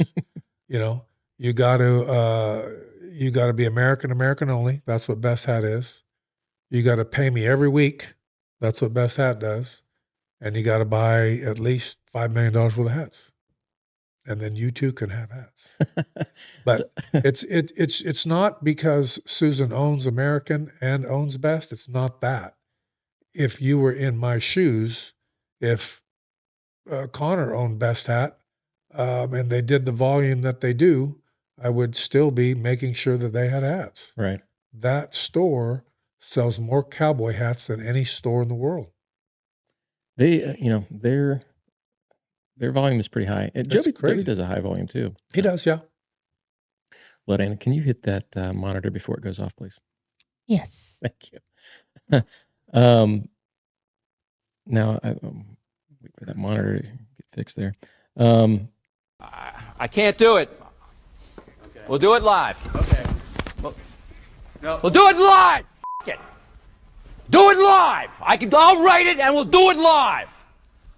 I lost track of where I didn't realize you were that technical, and this is pretty impressive here. You're just like this kind of like a nerd shop, man. You got all the right stuff. I think it has to do with my quality problem. Quality snob. What is it? Quality snob. Connor calls me the quality snob because I wear high quality hats. Yeah. But I also want to give the viewers a quality experience. Agreed. Yeah. Right? Agreed. So I want them to be able to hear us, and I want it to sound good, and I want us to look good. Yep. And I want them to get different angles. Right. Yep. So. Yeah. Yeah. I'm trying to give them a good quality experience. You guys do a great job. Thank you. Do a great job. Thank you. Yeah. But then I lose track sometimes. That's what happens when you're on live TV. That's It's okay. usually it's my fault. He loses track. It is, but I got kind of involved in sidetracked. Well. That's what happens. Normally, I'm just here to derail the situation. That's what Connor does. That's what we call him. And I told him he was so nervous about you being here, and he said he was just going to sit there all night. And I said we're going to give him questions for you, and we didn't get around to it because we just had our school last week, and I tease him a lot, but I am very, very proud of Connor. I mean, we had an ag teacher call us from Bowie High School, said, "I got a kid here that, man, if he's got some time after school, if we don't keep him busy, we're afraid what he might get into." So we hired him at the factory, and just he learned how to shape. But he did all kinds of things. He just didn't shape. In the beginning, he did everything. Yeah. From loading trucks to unloading trucks to every part of the hat business. And so, but he really thrived at shaping. He can shape a hat. he's very good. I'll tell you what, he's really even better than being a hat shaper, even better than a hat shaper. He's very good at explaining how to shape hats to somebody. Yeah. He's a very good instructor. I agree. And it's the kind of the way he shapes, not the specifically straws, right? So the way he shapes straws is completely different. He learned that at American because you have to have speed because yes. you have to get a lot of hats out because 99 to 100% of those hats that go through American, they get touched by a human shaper, right? Yeah, for sure. Even if it's a shaped hat, it does, yeah. Even if it's just a flanger, right? Yeah. So even if it's a rancher crease, yeah, they get touched up. Yeah. So a lot of people don't know that. I've got a lot more questions here, but we are getting close to about an hour and a half in here. We're So I thought maybe we'll take some questions from viewers. Yes, well, we got a couple of questions from people because, we announced you'd be here weeks prior to the show. So we have one here. He says, "Howdy, my name's Ryan Reuters. My question for Mr. Mundee is, what is your favorite hat as far as color, quality, brim, size, and shape? Thank you for making a quality product in a world full of throwaway items." Oh, wow. Nice question. Well, I'm going to say white because that is the color I wear in honor of Keith Maddox. I wear a 4.5-inch brim. I like to wear the 1000X. It doesn't cost that much more to go to first class. And then I kind of go with a modified minic is what I'd call it. And I just didn't want to have the straight up cattleman crease like everybody else did. So it has the little dimples on the side. That's kind of where I go. Okay. I have a question. Yes. Who shapes your hats? Cody Bates. Cody Bates. Always Cody Bates? Predominantly Cody Bates, yeah. Mm-hmm. Connor used to do them when he was there, but Cody Bates. All right, we're gonna have to get Cody in here to do us a hat. He makes it look easy. He just does it really, really super fast. And I keep telling him, man, you got to put more into it. It's like Danny. Danny is a little bit of a showman at the store. Sure. I'll never ever forget when I first met Danny. I brought a customer to him at NFR, and the guy he would show up first thing in the show, and he'd buy a 1000X hat. So I take him over to Danny, and Danny had been working for us at the store, so I knew he was a great hat shaper. Anyway, and so I introduced him and shaped this guy's 1000X hat. And the guy goes, "How long have you been shaping hats?" And then he goes, "Well, 13 more days, it'll be 2 weeks." So, and we laughed. So he knows he's got the gift of gab. He's a great hat shaper, but he's also a great personality. Yeah, we just saw Danny. What was it on Wednesday? Tuesday. So he might be watching. I love the guy. And I used to tease him about his mustache. I said, "Man, you must have lost a bet or something." But it's just, I'm just jealous. He's got a great mustache. Yeah. All them guys do. They all do. Yeah. I think it's a prerequisite for working at Best. And Keith Maddox wasn't a fan of facial hair at all. Right. Did not like it. Now they all got him. Yeah. It's okay. All right. That's all right. So this next question is from Jeff Bukowski. He says, "Hello, I find the buckle on the hatband on the 100X American Hat Company hat not quite as nice as the other hats, including the 10X or 40X. Any plans to change it?" Not at the moment, but I'm going to go back now tomorrow and I'll look at it. And we'll evaluate that. I haven't heard that before. I know that buckle costs more than the buckle on a 10X or a 40X. So I'll go back and look at it. It's funny because we have a guy who's a moderator in the American Hat Company Facebook group, and that's his favorite buckle, right? The 100X. I think he said he wanted to get that buckle on like a 200X or a 500X, but that's his favorite. So. Yeah, and everybody has different. Absolutely. Yeah, that's right. It's not for everybody. My favorite is the 500X buckle. Yeah, me too. I like that one. That's my favorite. Yeah, me too. And the 200X is exactly the same. The 500 just adds a little bit of gold. Yeah. What will be the most popular American Hat Company Cowboy Hat X rating worn by working or rodeo cowboys? I'm going to say 40X still. The 40X is kind of our everyday driver, a great durable hat at an affordable price. But we're kind of making a shift towards the 100X. So I'm seeing more. The volume on the 100X keeps ticking up. Jerry Gazelle was here, and he wears a 100X 5-inch brim. Yeah. And we saw him in stockyards a couple months ago. He just got another one, so he loves that 100X, and he wears it. He will abuse it, right? But that's what it's for. Yeah. I was just thinking about him. Yep. He was here and he did the podcast, and he said he had a 100X and it went through a tornado. Mm-hmm. Came out just fine. Yeah. And the last question is from Roger, who asks, what does it mean to have a hat drummed when it's made? I'm between a size 6 and 7/8 and a 7 and was told I should order a 7 and have the sweatband drummed when y'all make it.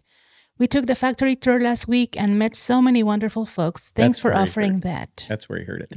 What's that? I said we were wondering where he heard the term, but that's where he heard it. He took the factory tour. Yeah, it's where it's the sweatband is hung basically inside. The sweatband's a little bit smaller than the hat itself. So if you were to look at it, it's like the skin on a drum. So it's just made a little bit smaller. So the hat band is going to fit you, but there may be a little space between it. I mean, I'm just talking negligible. Typically, we use 2-inch wide masking tape on the seam. So you roll your sweatband down, and then you put 2-inch wide masking tape on the seam. That I haven't really found anybody that I couldn't get fit right with that. We have conformers and we can do the whole thing and put you in a chair and da-da-da-da-da. But when you conform it, then it's fits exactly to your head. Then when you shape it or it gets hot or something changes, now as a general rule, those people go, my hat's too tight. So I would rather be a titch big and put some tape in it and wear the tape in it. If you wear it every day, I wear my hat every day. So I'd wear it 2 weeks like that. And then finally about 2 weeks later, I end up taking a piece of tape out. Well, I'm right in between an 1/8 and a 1/4. And this 1000X, it was taped for the first month or two. Yeah. Right. And then it'll conform to your head and shrink. It comes back to you. Yeah. Take it out. They get smaller. They don't get bigger. That's right. Yeah. Everybody says, well, I mean, I had a guy that came to me at NFR and he wanted to buy a hat that was 2 sizes too small. When he put it on his head, it changed the brim was cattywampus. I said, we can't even get that shaped. Let me, so I'd fit him in the right size and da-da-da. He goes, nope. He said, I want that. I go, here's the deal. I said, I would just as soon not sell you a hat than to sell you one 2 sizes too small. So I'd rather just, you can walk away or whatever, but I still want to sell it to you because you're not going to be happy with it.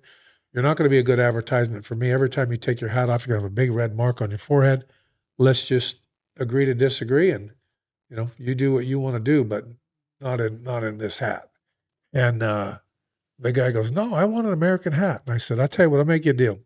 You buy the hat that I'm telling you to buy, the size that, we'll get it fixed for you. And you can wear it. How long are you going to be here? And he said, I'm here for the whole time. I said, you can wear it. And I said, on the last day of NFR, if it doesn't fit you, if it's not the most comfortable hat you've ever had, bring it back and I'll give you your money back or I'll give you something else. And he goes, oh man, I don't know. And I go, so I kept going back and forth and he, and finally I said, what do you do for a living? He goes, I'm a fireman. I said, okay. So I thought about it for a second. Okay. So I said, let's, I'm with you. And we pull up on an electrical fire and I say, spray water on it. Would you do it? He goes, well, hell no. And I said, your hat's too tight. This is what I do for a living. Your hat's too tight. Yeah. So he come back the last day and I thought, oh, here we go. We're going to have to go round and round on this deal. He come back and he said, I got to tell you, he said, this is the most comfortable hat I've ever had in my life. Thank you for not selling me one 2 sizes too small. And I love it. And, so. Did you ever find out why he wanted it 2 sizes? He just felt like it needed to be tight. He didn't want to come off his head. Okay. And so my hat's not tight on my head at all. Right. It's not biting me anywhere. But if I have to get in it all the way, I shape it in such a way, or I have it shaped where it's now hitting my head. It's on top of my ears, on top of my eyebrows, but won't come off my head. Right. Now, where your hair is in the back, it will. The only thing to hold your hat on your head is that sweatband. So, if you don't have that sweatband up against your forehead, then yeah, it's gonna, it comes off. But you just learn to play the wind. Right. Do you have any questions from current watchers? I do, from one of our members, Rich Swick, who asks, what brand of boots is Keith wearing tonight? These are Rio Sub-Mercedes, and they actually have a Positive Times logo. Oh, really? On the tops, yeah. All right. I'm guessing you know a guy over at Rios. Yeah. Get that number. Yeah. Yeah. They're, it's hard to get them to make, they're like us. They're swamped. Yeah. And they don't want to stop to make, like a one-off pair of boots. Right. So I order them typically in January. I order 2 or 3 pair, Mm-hmm. and I might get them October of. Right. Yeah. Of course. It takes a long time. It's been, but for a while. they're, and then I've just got some Watson boots, Randy Watson boots, and those are very comfortable. You like those? I do. They're, they're a great boot. Fenolio is a great boot. So there's a lot of good boots out there. These just happen to be Rios tonight. Yeah. Rios is a great boot. Yep. I don't own a pair yet, but I wear, these are my Fenolios. I wear these all the time. Fenolio makes a really good boot. Yes, they do. I have another question, and this comes from Ruben Rosas, who was in our hat shaping school this week. He says, Joe made me a quality snob. And any thoughts on a first responder fire department or police department like the Texas Ranger edition?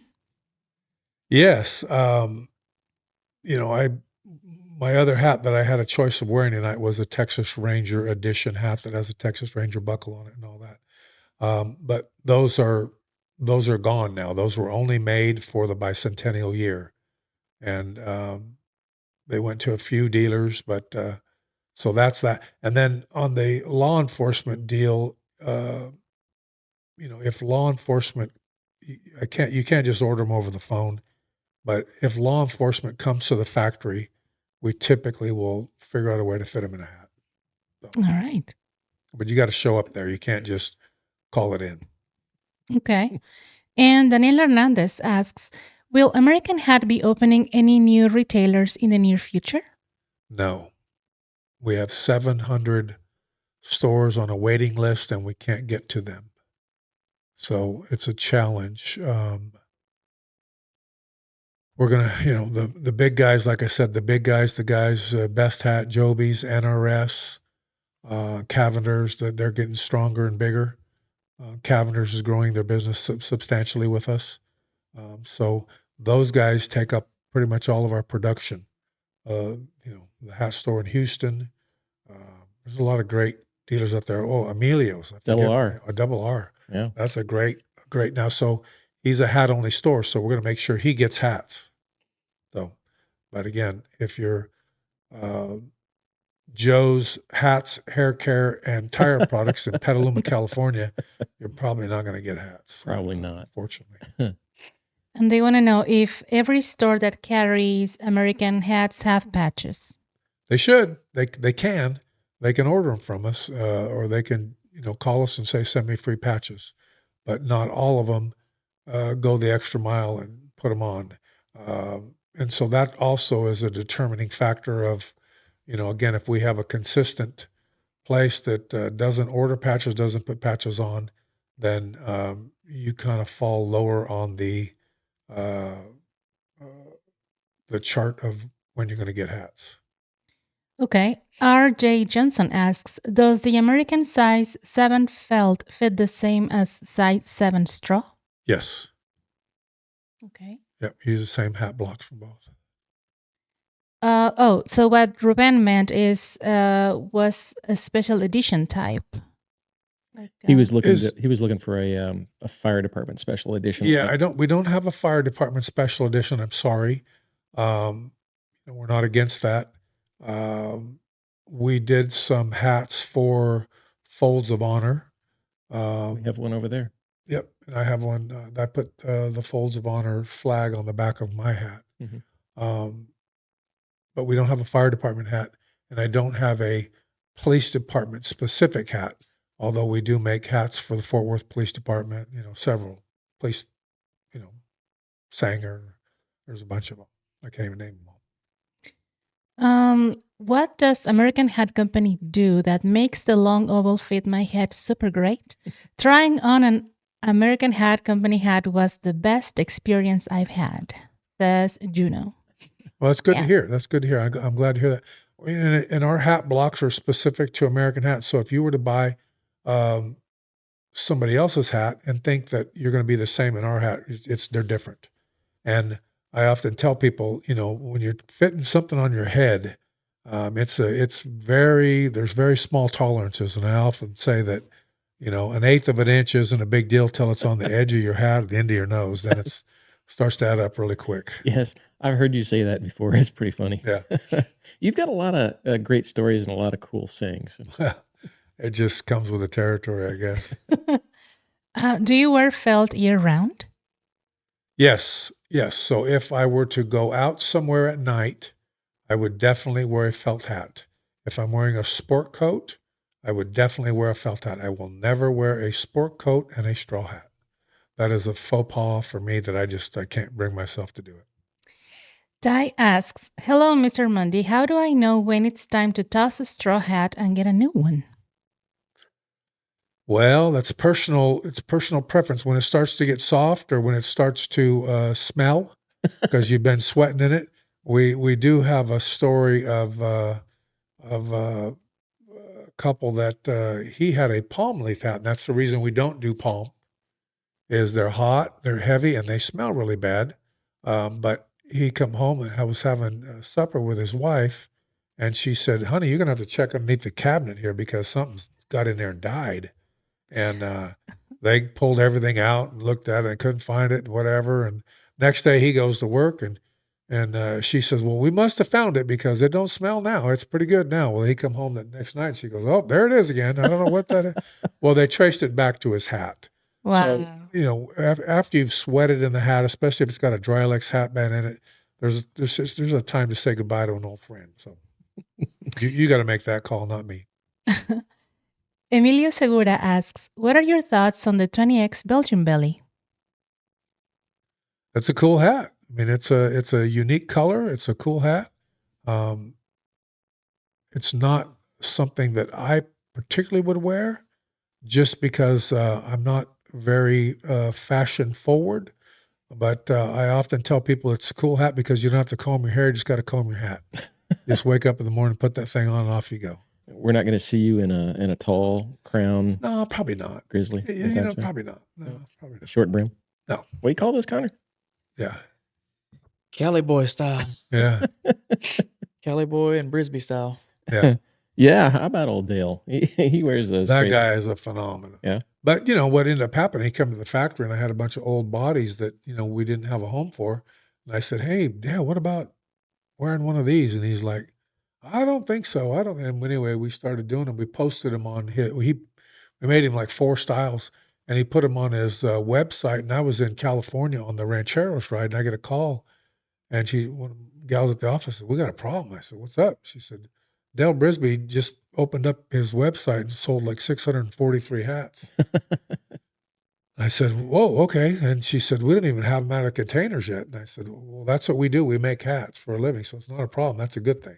So I said, have somebody go out there and pull them out of the container and get them in production. So, I remember that day because I was one of the guys that got sent out there. Yeah. But if you think about what he's done from a branding perspective, is nothing short of genius. And, the moon and the stars and the sun have to align. There'll never be another guy like Dale Brisbee. He's one of a kind. He truly is. And Cody McDowell on Facebook says, great show. Very fun to hear his story. Love what you're doing for the Western heritage, but yet inspiring the world. You can just wear a hat regardless. The hat is the masterpiece of every outfit. Yeah, good. I like that. Yeah, ask him when he wants to have dinner. We'll meet and have some dinner. Yeah. Sound like a guy I'd like. We have Ryan Stevens says, I'm curious how many hats a year they can make at the current quality. About 50,000 felts and 110,000 straws is kind of capacity for us right now. But now we're adding a building to the factory, so we've got a 8,000 square foot building that we're working on to go in the back of the factory, which will allow us to streamline. And then one of the challenges we have is we're making hats all year long for NFR. So we got to make about 39 felt hats every day to keep up with the demand for all of the retailers at NFR. Right. So that doesn't even include everything else. Yeah, so I'm making hats that I'm not going to get paid on until November, but I got to have a place to put them. And so those get palletized and shrink wrapped. And so they end up taking up a lot of space. So is there any, have you guys thought about expanding the factory itself? Yes. And so what'll happen is I have some hats on racks in the factory. Those will all go out and go into the new building, and I can expand the sewing floor. Yes. Okay. Yeah. Okay. And then we can go to a split shift in the back and have them. So the back of the factory where everything starts, for the lack of a better term, is like the drummer in the band. So they're whatever pace they're at, the rest of the factory's at that same pace. If they can go faster or they can make more and stack them up behind the sewers, then we can get more out. So we already have the felt crews working till 6 o'clock every night. And then we're working on maybe a little shift that'll go till 8 or 9 every night. Oh, that's good. Yeah, we're trying. So, well, I mean, that'll be interesting, because if you have 700 people on a wait list already, maybe that means we could eventually see some of those get opened up. No? Okay. No, I don't think so. I think that's a tall tale. I think the big guys are going to get bigger. Like right now, between the people that I've already named, they can take up 70 or 80% of our production. True. So it doesn't make sense necessarily. If you want an American hat, there's some big dealers that have it all. The reason we don't sell, like to Boot Barn as an example, they have a bunch of stores. I mean, they're 100. At one point, they had 200 stores, but of the 200, they don't carry full size one or full selection. Right. So they're on our dealer locator. So if you look up the dealer locator and you say, well, I'm in San Juan Capistrano. Oh, there's a Boot Barn right up the road here. You go there, they might have 3 or 4 hats. So that didn't really work real good. And so we just said, hey, we're probably not a good fit for Boot Barn. How about Cavenders does a really good job. I was going to ask you about Cavenders. Are they doing, I mean, they used to do 10X, 7X, 10X, and 40X, and that was about it. Are they doing anything better now? 10s and 40s predominantly, and then obviously straws. Yeah. But more colors. They're adding more colors this year. So. Okay. Yeah, they used to do black and gray, I think. Yeah, steel. Yeah. Now they'll have pecan, and we'll have some new colors in there. All right. They want to know if they're getting new styles in also for 5-inch brims. The 5-inch brims are predominantly in 40X and 100X. We've eliminated them in the 10X just because the body isn't. So bodies are made up of the mixture of hair, but there's also a gram weight. So if the gram weight is too low, the brim gets wonky or doesn't hold up real good. So it made more sense for us to focus on a better quality hat. So 40s and 100s are where you're going to get the 5-inch brims. In addition to Keith Maddox, I'd be interested to hear who else might be some of the most influential people in your life, asks Mike K. Okay. I've got a few that have really inspired me. Obviously, my father, but lost him at the age of 47. I was 21 or 22. That was devastating. Then I had an uncle but he lived in the state of Washington, a grandfather that was an inspiration. My grandfather always had a funny saying for everything, so I picked up a lot of that from him. And then I ran into a guy on the Rancheros ride, and we were sitting by each other and at a campfire, and he said, "What do you do for a living?" I said, "I'm in the hat business." I said, "What do you do for a living?" He said, "Well, I'm a football coach." And it was Coach John Baxter, special teams coach for USC and then Michigan, and now he's at Fresno State. He has a way of communicating that I get it, I understand it. He'll say things like, holding is not a penalty of the hands, it's a penalty of the feet. You were in the wrong spot, so you had to hold the guy. He has a bunch of sayings, and I've incorporated them in. It's like Keith and I were talking about making a trip to Portugal. And Keith said, "Well, shoot, can we do this over the phone or on a Zoom?" Because he wasn't feeling well. And I said to him, you can't milk a cow over the phone. You got to go there and you got to lay your forehead on their side. And he said, okay, well, I don't feel like going, but you're going. So I made a trip to Portugal to meet with our supplier there and make sure that we were getting what we needed. And we have another comment, and this comes from Cindy Hyber, who also was in our hat shaping school last week. Hi, Cindy. Hey, She says, I want to say real quick, though, that we didn't make this happen, but for some reason, like half of this class last week all bought American hats. Yes. I'm just gonna throw it out there. Everybody in my truck that rode with me there and back bought hats. That's Hold on. true. And everybody in my truck decided to go to Best Hat and get them. Yeah. So, just throwing that out there. Yes, they all bought 100X. 100X or better at Best Hat, but they also they were in our NRS too. NRS. So they bought something there too. Ruben bought his 1022 straw there. Yeah, okay. And then he bought a 100X natural at Best. Right. And then we got Gisela bought a 100X black, Yeah. Rachel bought a 100X black, and Cindy bought a 40X pecan. And Cindy's question? She says, thank you for saying you don't have to be raised as a cowboy for it to be okay to wear a hat. I just bought a hat and I'm loving it. I love that it's more about a way of life. That's right. And that's what it is. I mean, you're representing the great iconic American cowboy. I'll tell you, great things have happened to me, and I call it the hat factor. But phenomenal things have happened to me in a hat. And I've worn a hat in some awkward situations where I found out because of the hat, then it turned out to be a very good situation. Well, speaking of that, it's actually on my list of would you tell the story of... Sure. I'm trying to think, it was 2004 or 2005. You can look up when the song Hey Ya, was the group Outkast? Connor? Outkast, yes. Outkast, yeah. Mm-hmm. Hey Ya was a hit. Mm-hmm. And so I happened to be, I was in the clothing business. I wasn't in the hat business, but I was in the clothing business, and I was at the NFR, and I was standing at a bar, at the Ghost Bar, which is at the top of the Palms Hotel.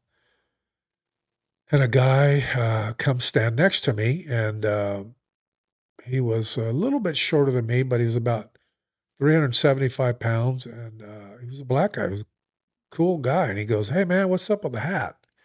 And I'm the only guy in there with a cowboy hat on, and I go, "Well, the National Finals Rodeo here is going to start in a couple of days."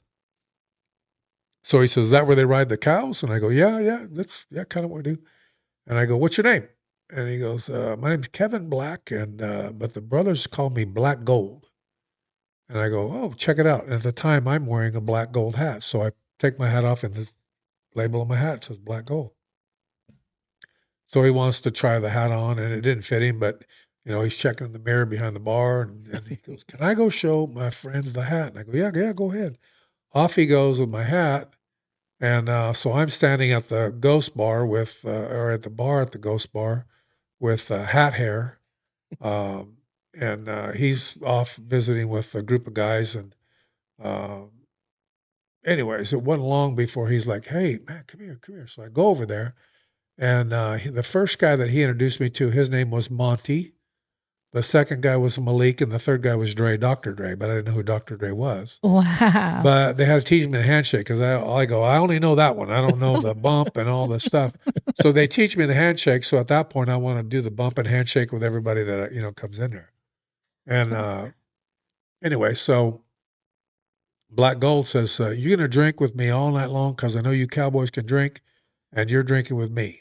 I hope he doesn't listen to this thing. We're gonna tag him. So tag Dre. Yeah. So oh yeah, we will. Yeah, this is not Dr. Dre, but yeah. So I didn't know Dr. Dre. I kept wanting to look at my elbow. I had something was hurting on my elbow, but he wasn't that kind of doctor.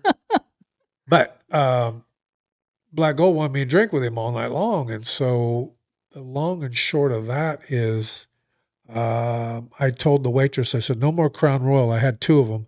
I said, "No more. You can just bring me Diet Coke in a little glass like that." They were like $18, and he's paying for everything.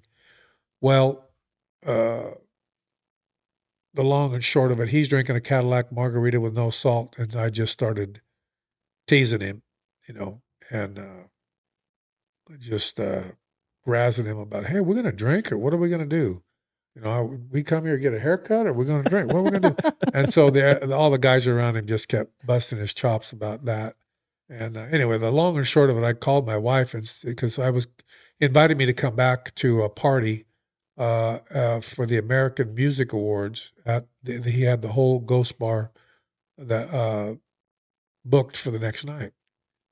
So I called my wife and said, "Hey, I'm going to go to this party tomorrow night in Vegas with a bunch of rap guys and whatever." And she said, "Oh, okay, well, good.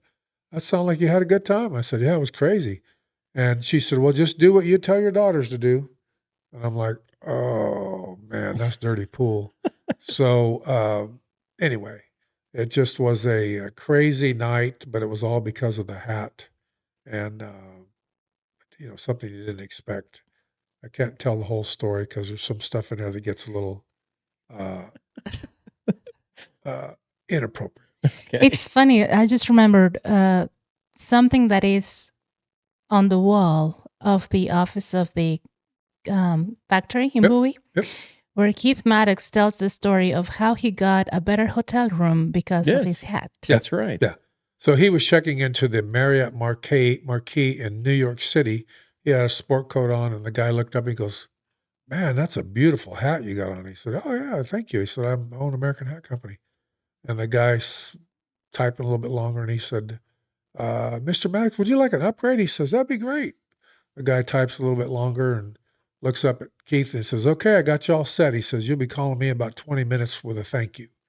And Keith had like 3 doors to get to this. It was at a big giant suite overlooking Central Park or something. So, because of the hat, he got upgraded into a really nice motel room. Yeah, that's the power of a hat. Power of the hat. I call it the hat factor.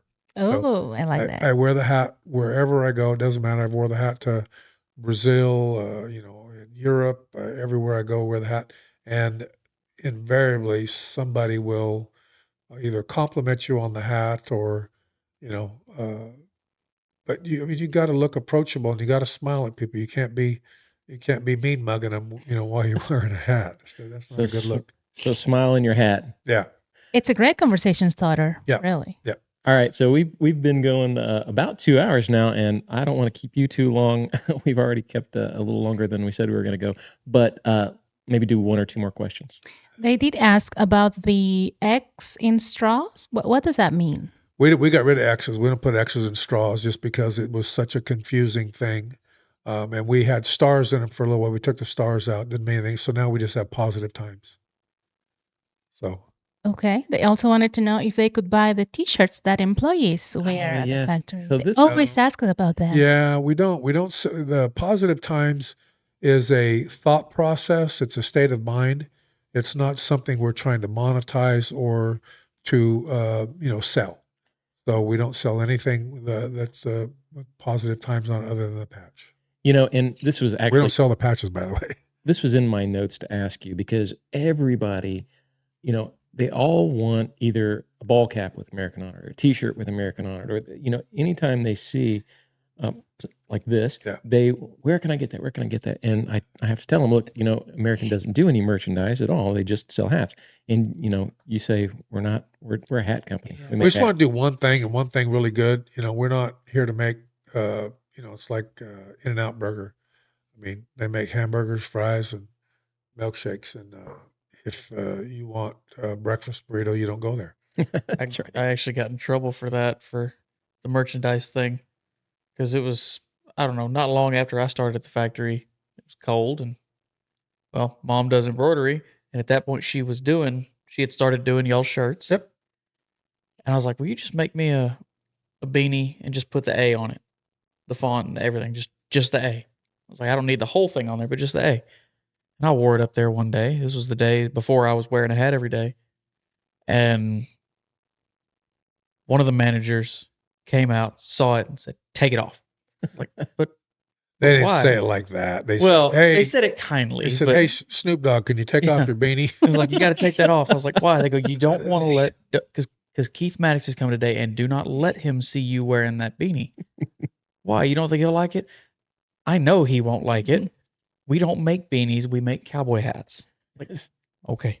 So to make a baseball cap is actually unconstitutional. We have a constitution. And just like the United States has a constitution, we have a constitution of what we can do and what we can't do. To make a baseball cap for us is unconstitutional.